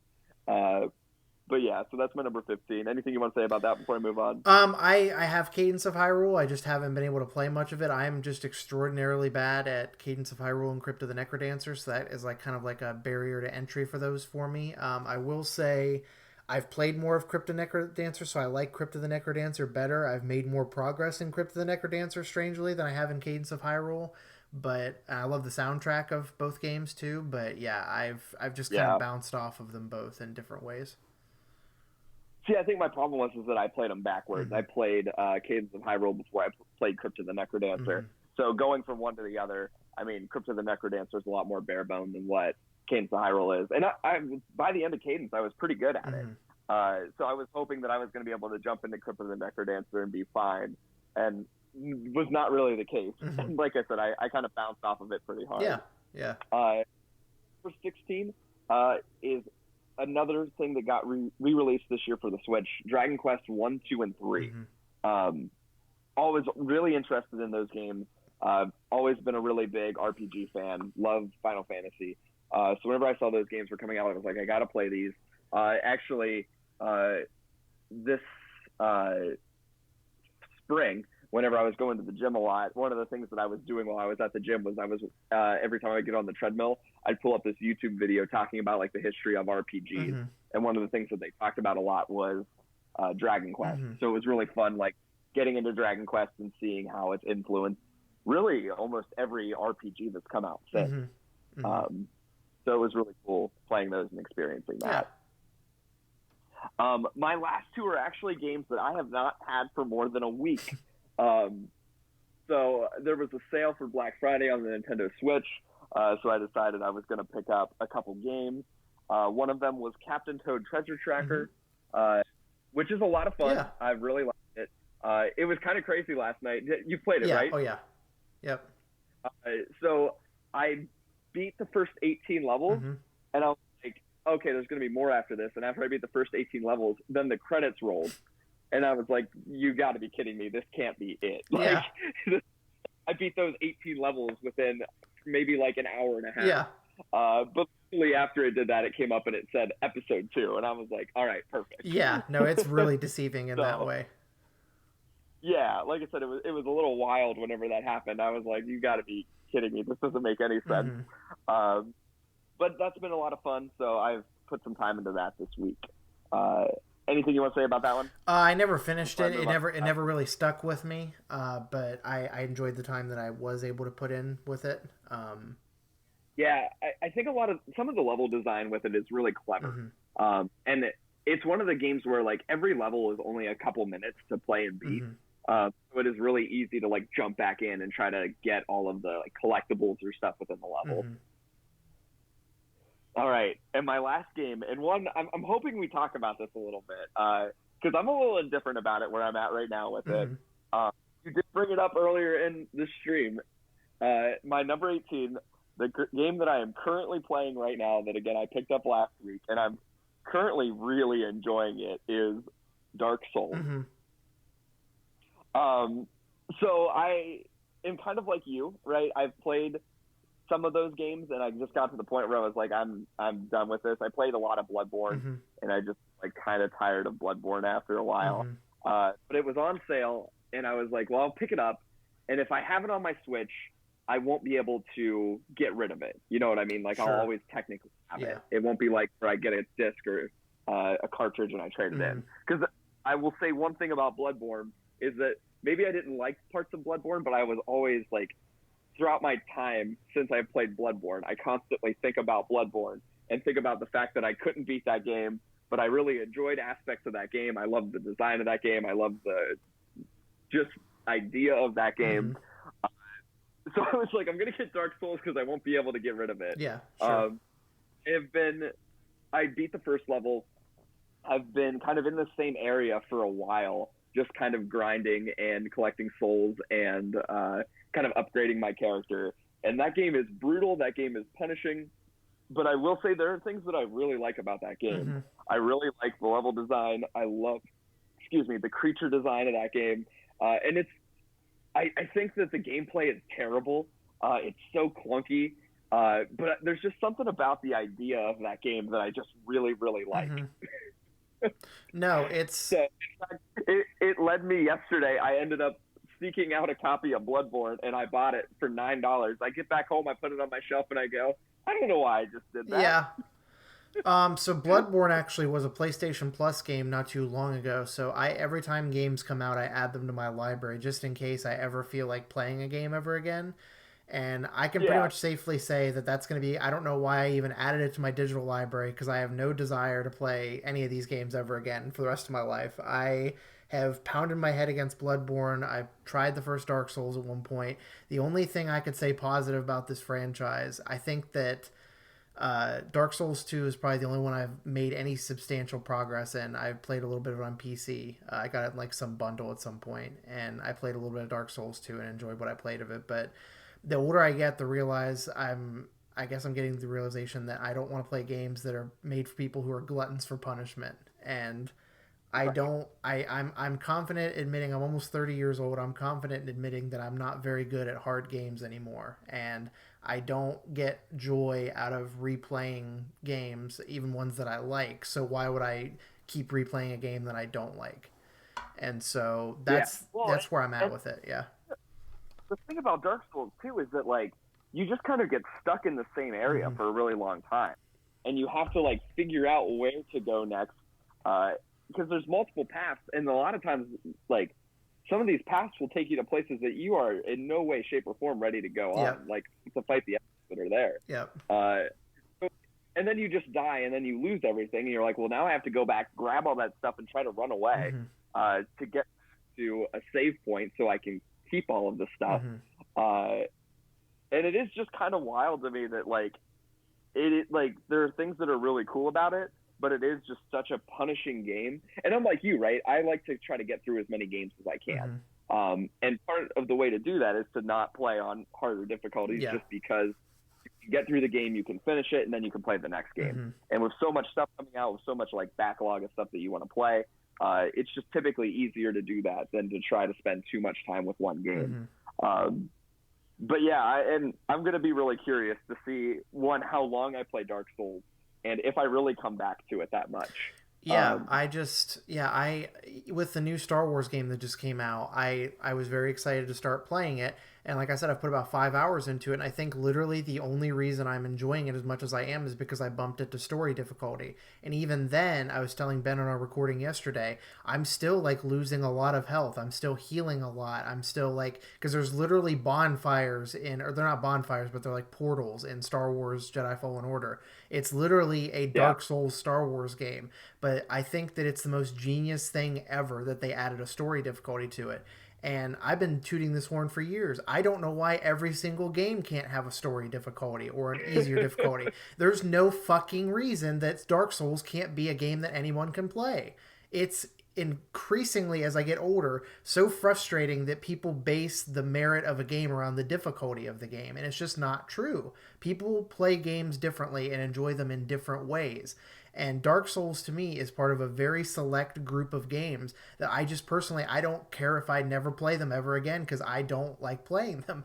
And if they would if they would ever add a story difficulty to it or an easy difficulty, not that there's much of a story in Dark Souls to be seen anyway. Well, and that was what I was gonna say, Yeah. right? Because there's this idea behind it that, like, really the appeal of Dark Souls, at least from what I'm seeing, and maybe there is a lot of lore and stuff behind everything, and I haven't picked it up yet. Yeah. But there really isn't a story to it. Yeah. So really, the thing about that game is its difficulty, which is kind of like a weird thing, right? Or it's an interesting thing in a way, because that really is the game. Yeah. So I don't know. Like, I'm like you. Like I said, I'm also, with almost every game, I'm like, a lot of times with games, you are there to experience the story. The gameplay is just a thing that is there to get you through the story. Yeah. And I'm like you. Like, I think that a lot of these games that the developers take so long, they have a story to tell. There's a reason kind of that they want to make this game, that I agree that a lot of games should have a story difficulty of people who just want to get through the story to consume what that game is, to consume that content, and then move on to the next thing. And like I said, it's interesting to me that Dark Souls doesn't have that. And in a way, it doesn't necessarily need it because of, like you said, the idea that there is not really a story behind there's it. nothing. You start that game up and you start playing it and you're like, oh, okay, I'm in this area. I'm gonna kill these enemies for a while. I'm gonna level my guy up and then I'm gonna try this boss fight. Obviously, you're gonna die a million times in that game. I think I don't have a problem with Dark Souls as a game as much as I do the community around the game, because usually it's rare that someone like you would pick it up, or someone like me that would pick it up that would actually be interested in playing it. But the thing that I just have zero tolerance for at this point in my life is people who are like, if you can't beat a Dark Souls game, then you're not a real gamer. I think that anyone who says that is just, it's absolute fucking bullshit to say anything like that, especially for a Dark Souls game. Because, like I said, people play games differently. Christa doesn't play most games because she doesn't think that they're accessible to her. And I think that that's a major problem for the video game industry, is that there should be games that are accessible to anyone. If she wants to pick up a Dark Souls game and play it, she should be able to. But unfortunately, neither one of us is ever going to do that because there's no point of accessibility. And then you also have people that are like, well, not every game is supposed to be for everyone. And I'm like, why not? Why can't, if I want to play any game in this world that I want to play, I should be able to do so. So that's why I'm happy as we're going into the next gen of consoles. I'm noticing more and more every year they're making games that are not only accessible for everybody, but even for people who aren't necessarily gamers. And I think it's never been a better time to hop on board games, but unfortunately we do still have a toxic community around games like Dark Souls, where the merit of the game is based solely on, oh, get good or don't play it, or this game just isn't for you, or I have zero tolerance for that shit. I really do at this point in my life. I don't want to play a game at this point in my life to be challenged. Like Rock Band, I play it on expert difficulty because I've been playing on expert difficulty for fucking 10 years, you know? Like, it didn't happen overnight. Sure, if I sat down and played Dark Souls for 10 years, I'd probably be a Dark Souls god. But Rock Band also has an easy mode. I didn't start on expert difficulty on Rock Band. I started on easy and worked my way up. That's how games should be. I'm sorry if you disagree with that, and I'm not talking about you personally, but I'm talking about anybody that's watching this or listening to this. I'm sorry if you disagree with that, but I think it's bullshit to think that every game shouldn't have an easy mode. Every single game should have an easy mode, or a story mode, or at least a normal mode. Dark Souls doesn't even have a normal mode. It has no difficulty settings. It's a game that's hard for the sake of being hard, and it's nonsense. But anyway, I'm happy that you're playing it and finding some joy in it. It's just not, it is the definition of a game that is not for me, and that's fine. Yeah. So, but yeah, no, like I said, and the thing is that I don't know if it'll end up being a game for me either. I'm enjoying my time with it, but I'm still not necessarily that far through the game. I think I've only made it through the first couple of areas. Yeah. I know that I beat like the first level, and I'm assuming that I beat 2 bosses now. So like I said, I'm not very far through it, and I'm not a huge fan of the difficulty or the clunkiness of it. But I am interested really with the level design and the creature design. And all of that has been really interesting to me. No, it's a shame because who even knows it is. I'm going to be able to get past where I am right now. Yeah, that's what I don't like about it, is like I like feeling like I'm making progress in a game, and I just have never been able to make much progress in those. I can't play those games or think about those games in the way that the developers want me to think about them. And it's a shame because Bloodborne and Dark Souls 2 were the only 2 real shots I ever had at giving this franchise a chance because of the level design and the creature design and the monster design. But I can't fucking do it, man. Like, and then the George R. R. Martin game that's coming out, that what the fuck's it called? Yeah, no, yeah, right. So like, Elder, something like yeah, that. Yeah. it's like I just, as soon as I heard that it was from the people that made Dark Souls and Bloodborne, I was like, no thanks. Like, I love Game of Thrones, but I don't care if, like, I don't know. I don't care if they fucking make Rainbow Six Siege meets Dark Souls, or Overwatch meets Dark Souls, or here's a Rock Band game that's got Dark Souls stuff in it. I don't give a shit. Make it an easy game that anybody can play. All games, I'm going to clap while I say this because I feel like that's what I need to do. All games should be able to be played by anyone. And that's my PSA for the day. Really quick about Elden Scrolls. Let's be honest. George R. R. Martin should just finish Game of Thrones instead of doing. Quit fucking around with Dark Souls games, George. Finish your series that you've already started. Finish your series that you've been working on since, I think, what, the early 1990s? Yeah. Was that in the 80s? Late 80s, early 90s, I think. But yeah, quit fucking around with Dark Souls, Georgie boy. Just get back to what you know. Stick with what you know, which is, I guess you really don't know anymore, but stick to what you once knew, which is writing Game of Thrones books.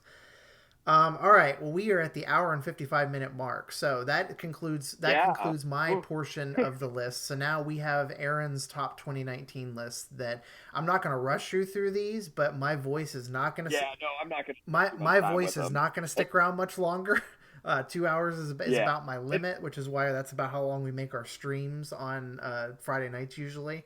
So I'm going to let you take the reins, and you just tell us all about your list, your favorite stuff that came out in 2019. Yeah, and really, I think a lot of this stuff will be stuff that I've already kind of alluded to in the stream. But so my top 10 for the year, number 10 is Spider-Man, which I already talked about that. And again, I guess, do you want me to just do 2019 games? Because I'll change it. No, you don't have. It can be literally whatever you want the list to be. I just, like, I know I played at least 10 games that came out this year, so it'd be weird to not play or make a 2019 list, because I do it every year anyway. But why did I change that? This was originally 2019, and I just changed it to that. That's weird. Ignore that one. Okay. All right. My number 9 is the Smash Brothers Hero that they released this year. So Super Smash Brothers, they released the Dragon Quest Hero as a character. So I picked that up, and I've been playing that some.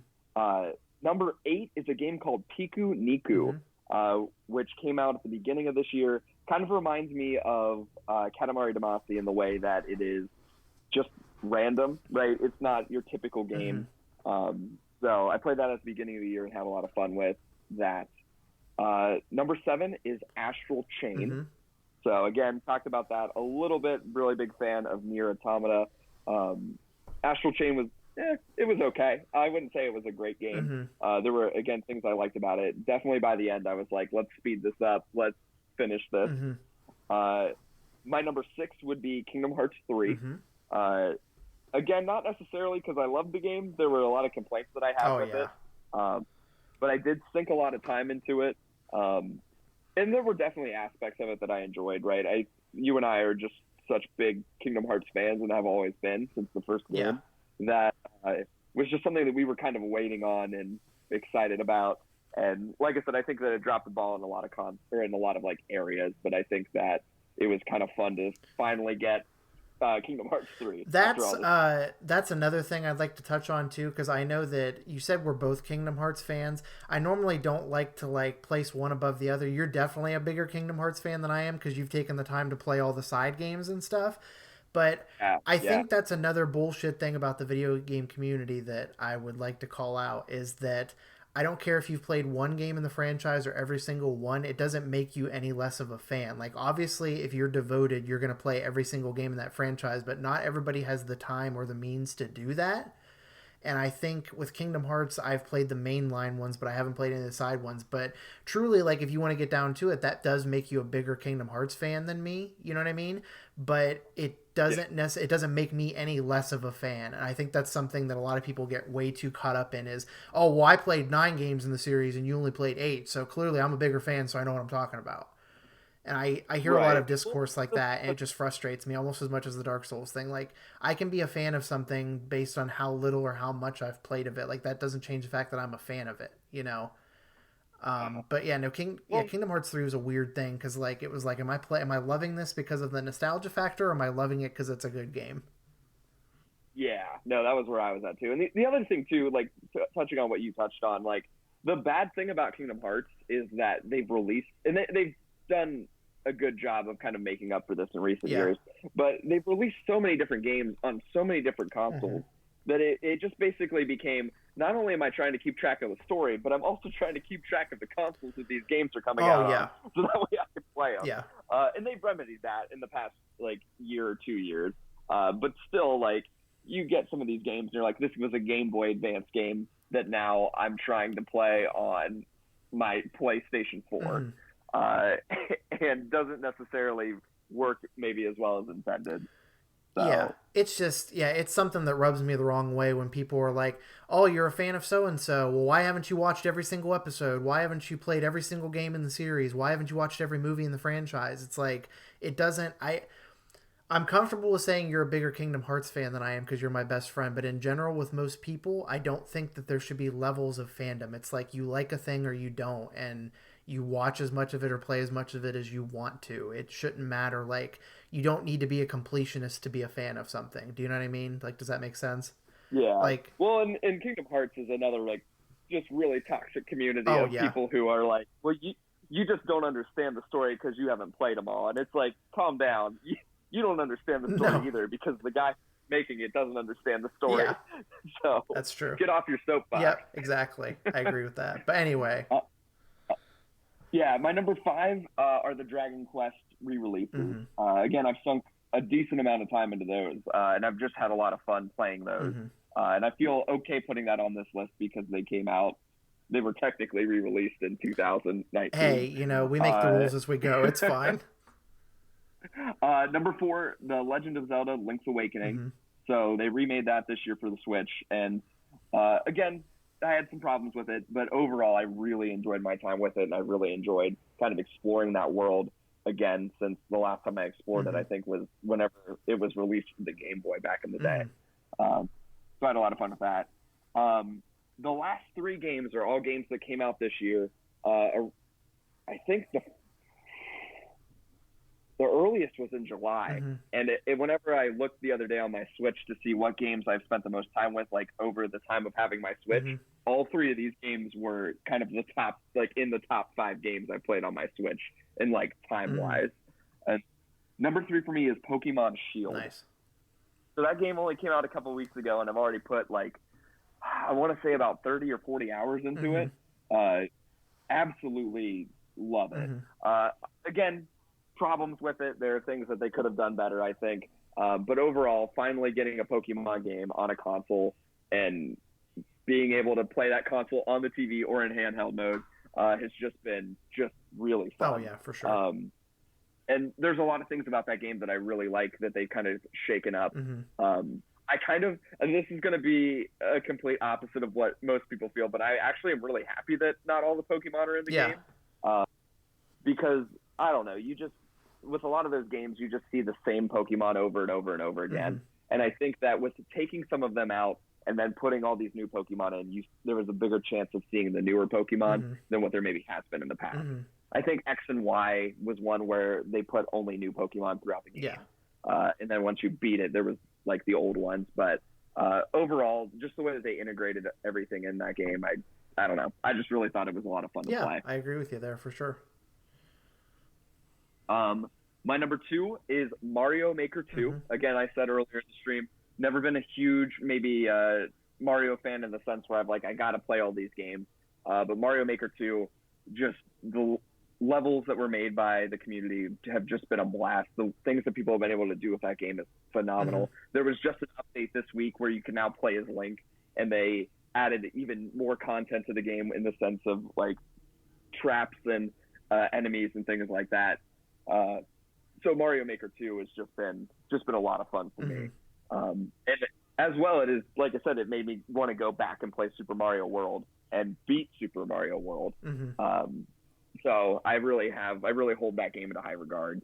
So yeah, my number two is Mario Maker 2. And then my number one for the year is Cadence of Hyrule. Mhm. I can't even begin to say how much I've enjoyed that game. That game came out, and I played it for a little bit, and I set it down, and I'm like, I don't know if I need to play this anymore. I get what they're going for, but I'm not very good at it. And then I ended up just picking it up, and I just kept playing it, and I just couldn't stop. I beat that game, like I said, about 3 times this year, and just really had a blast with it.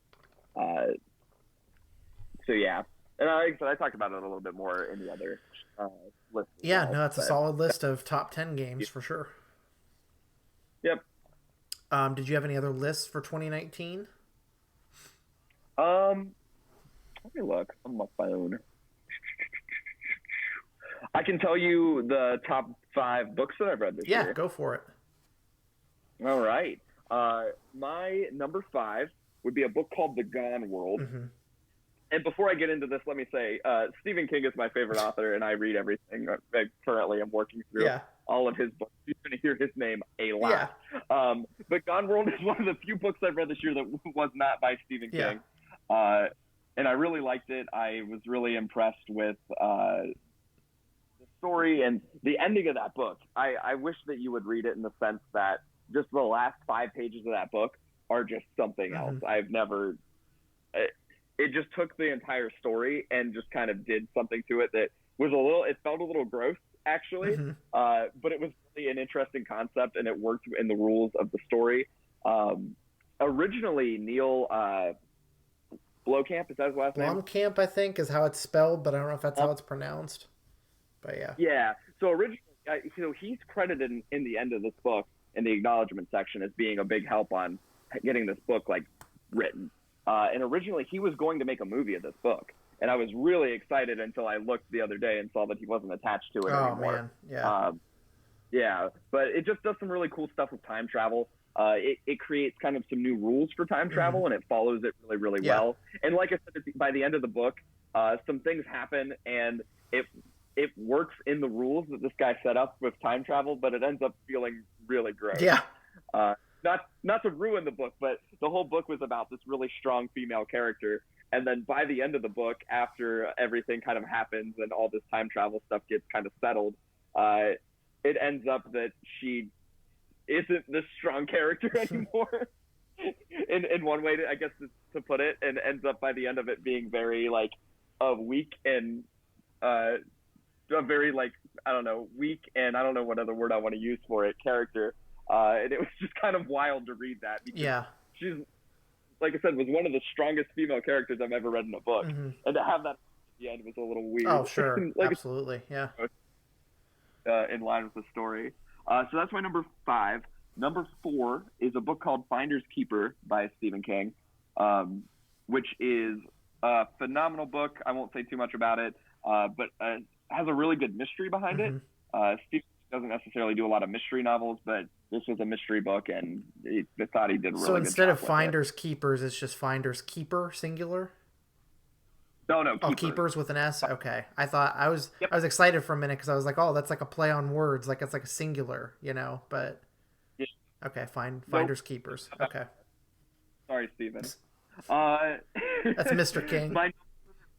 Mr. King, yeah. My number 3 would be a book by his son called Full Throttle, which is a book of short stories.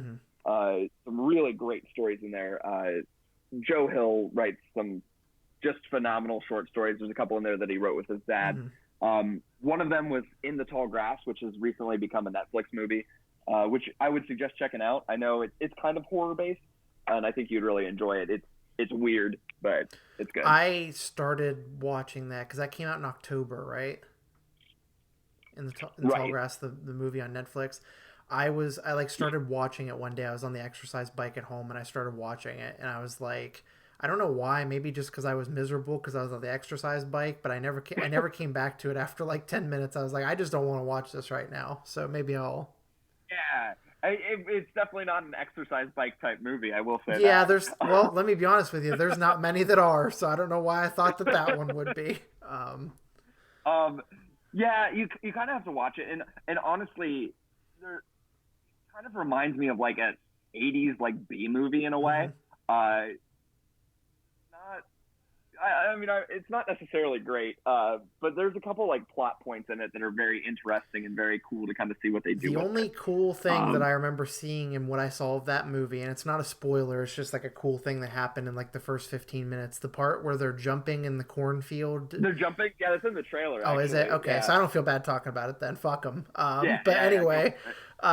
the part where like he jumps up, he's like, "Hey," he's like, "You're getting pretty close to me." He's like, "We'll jump." So he makes his fucking, is it his wife or his girlfriend pregnant? She's pregnant, and he's like, "Can you jump?" And she's like, "Oh yeah, I can jump." And so they jump, and they're like pretty close together. And so then like 30 seconds pass, and they're like trying to like walk closer to each other. And he's like, "Oh, okay." He's like, "I lost track of where you are. Can we jump again?" And then somehow they're further away, even though they should be moving closer together. So I'm assuming it's Yeah, some yeah. weird like Stephen King, Joe Hill twist that explains all that. But Kind of, not really. okay, But it is like I said, it's an enjoyable movie. You really should check it out again. okay. Did you get to the point? And this is again maybe a little bit of a spoiler, but not necessarily too much of a spoiler because I think it was shown in the trailer. Did you get to the point where those two people died? Is that where you stopped I watching think it? so. Yeah. Oh, It was. because that happened in the first 15 minutes. Yeah. Okay. Yeah. That's Yeah, about where I stopped watching. Then, like right after he like talks to like that boy that's in there with him.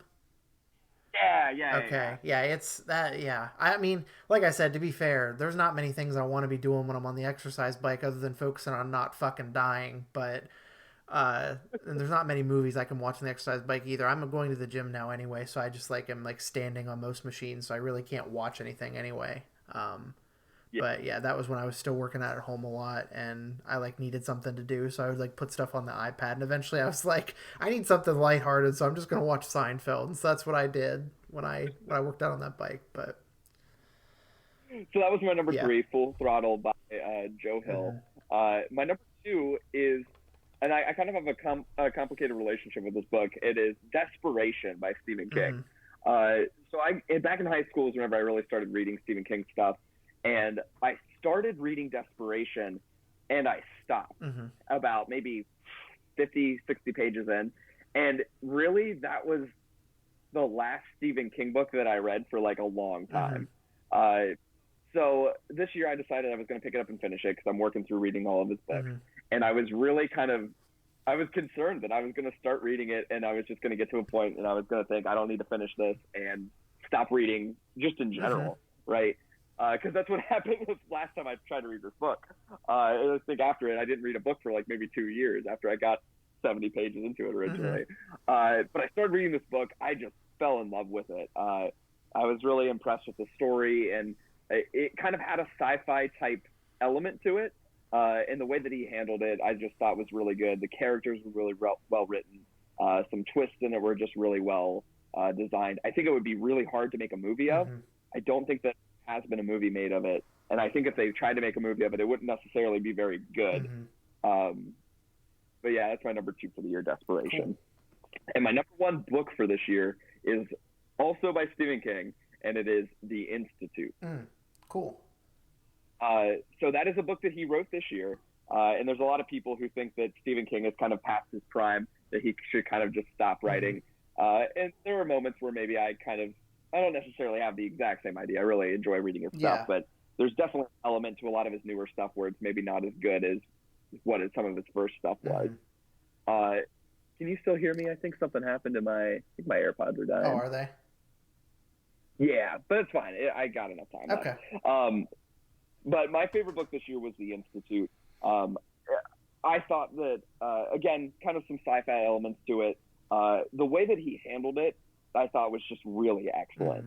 It was really well paced. I thought that, believe it or not, a lot of times with Stephen King books, right, his beginning of the story is really good, and then by the end it kind of fizzles out. And with this book, I kind of felt the opposite. I thought that the beginning was a little slow, but the ending of it, I thought, was just really, really well written and really enjoyable. And I would totally recommend it to anybody. So yeah, fun fact: I've had that sitting. The day that came out, there was like a deal. Like I was at Books a Million, and I forgot that like that book was out because I was there to like get something else. And they just had like, and like I don't think I've ever seen this at like a bookstore, like the day that something comes out, because you'd think that they'd be wanting to get like full price for these books. but they Uh-huh. just had a big sticker on all these books that was like 40% off if you're a card member or whatever. And so I was like, okay, Well, I remember I got it really cheap off Amazon whenever it first came yeah. out, which was kind of I was gonna surprising say like for a I hardback paid book. like basically half price for this book. I haven't touched it yet, but the premise of that book sold me on it alone. It's kind of unique, and I honestly I was a little afraid at the start because he wrote a book called Firestarter, Mm-hmm. and it kind of has some of the same concept of this Mm-hmm. book. And especially reading the back, I felt like this was just going to be Firestarter Yeah, again, yeah. uh, but it ended up not being that. And I will say I'm sure in a couple years they will make a movie of it. Right? They make a movie of almost all of Stephen King's stuff, Yeah, and I'm really excited to see a movie of yeah. it. I think that it will transition really, really well into a movie. Cool. And it explores a lot of things that I think are really interesting concepts that maybe don't necessarily get explored a lot in movies. Yeah.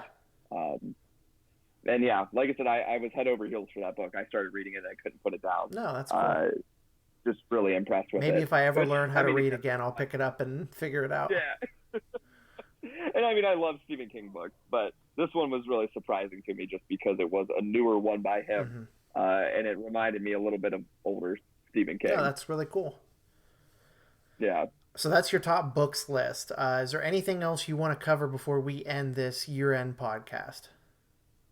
Actually, no. I haven't watched many movies. I don't really have too much to say about movies this Sure. year. Uh, Yeah. Maybe next year will be my year that I need to catch back up on some Yeah. 2019 No, movies. that's all right. No, I've actually like I said, so Alex and I are doing a year-end podcast here in the next couple weeks. It'll probably go up in like the last week of December by the time it's edited and everything. But we will be covering top 10 movies, games, and music albums that came out this year.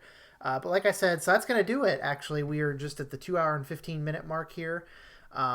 Gee, Yeah, wow. so longer. So yesterday we recorded a nearly 2 hour long episode of Sunset and Stardew, which that'll be up by the time you're seeing this. So go watch that if you haven't already, because you'll get to hear Buddy Ben's reactions to everything that entertained him throughout the year.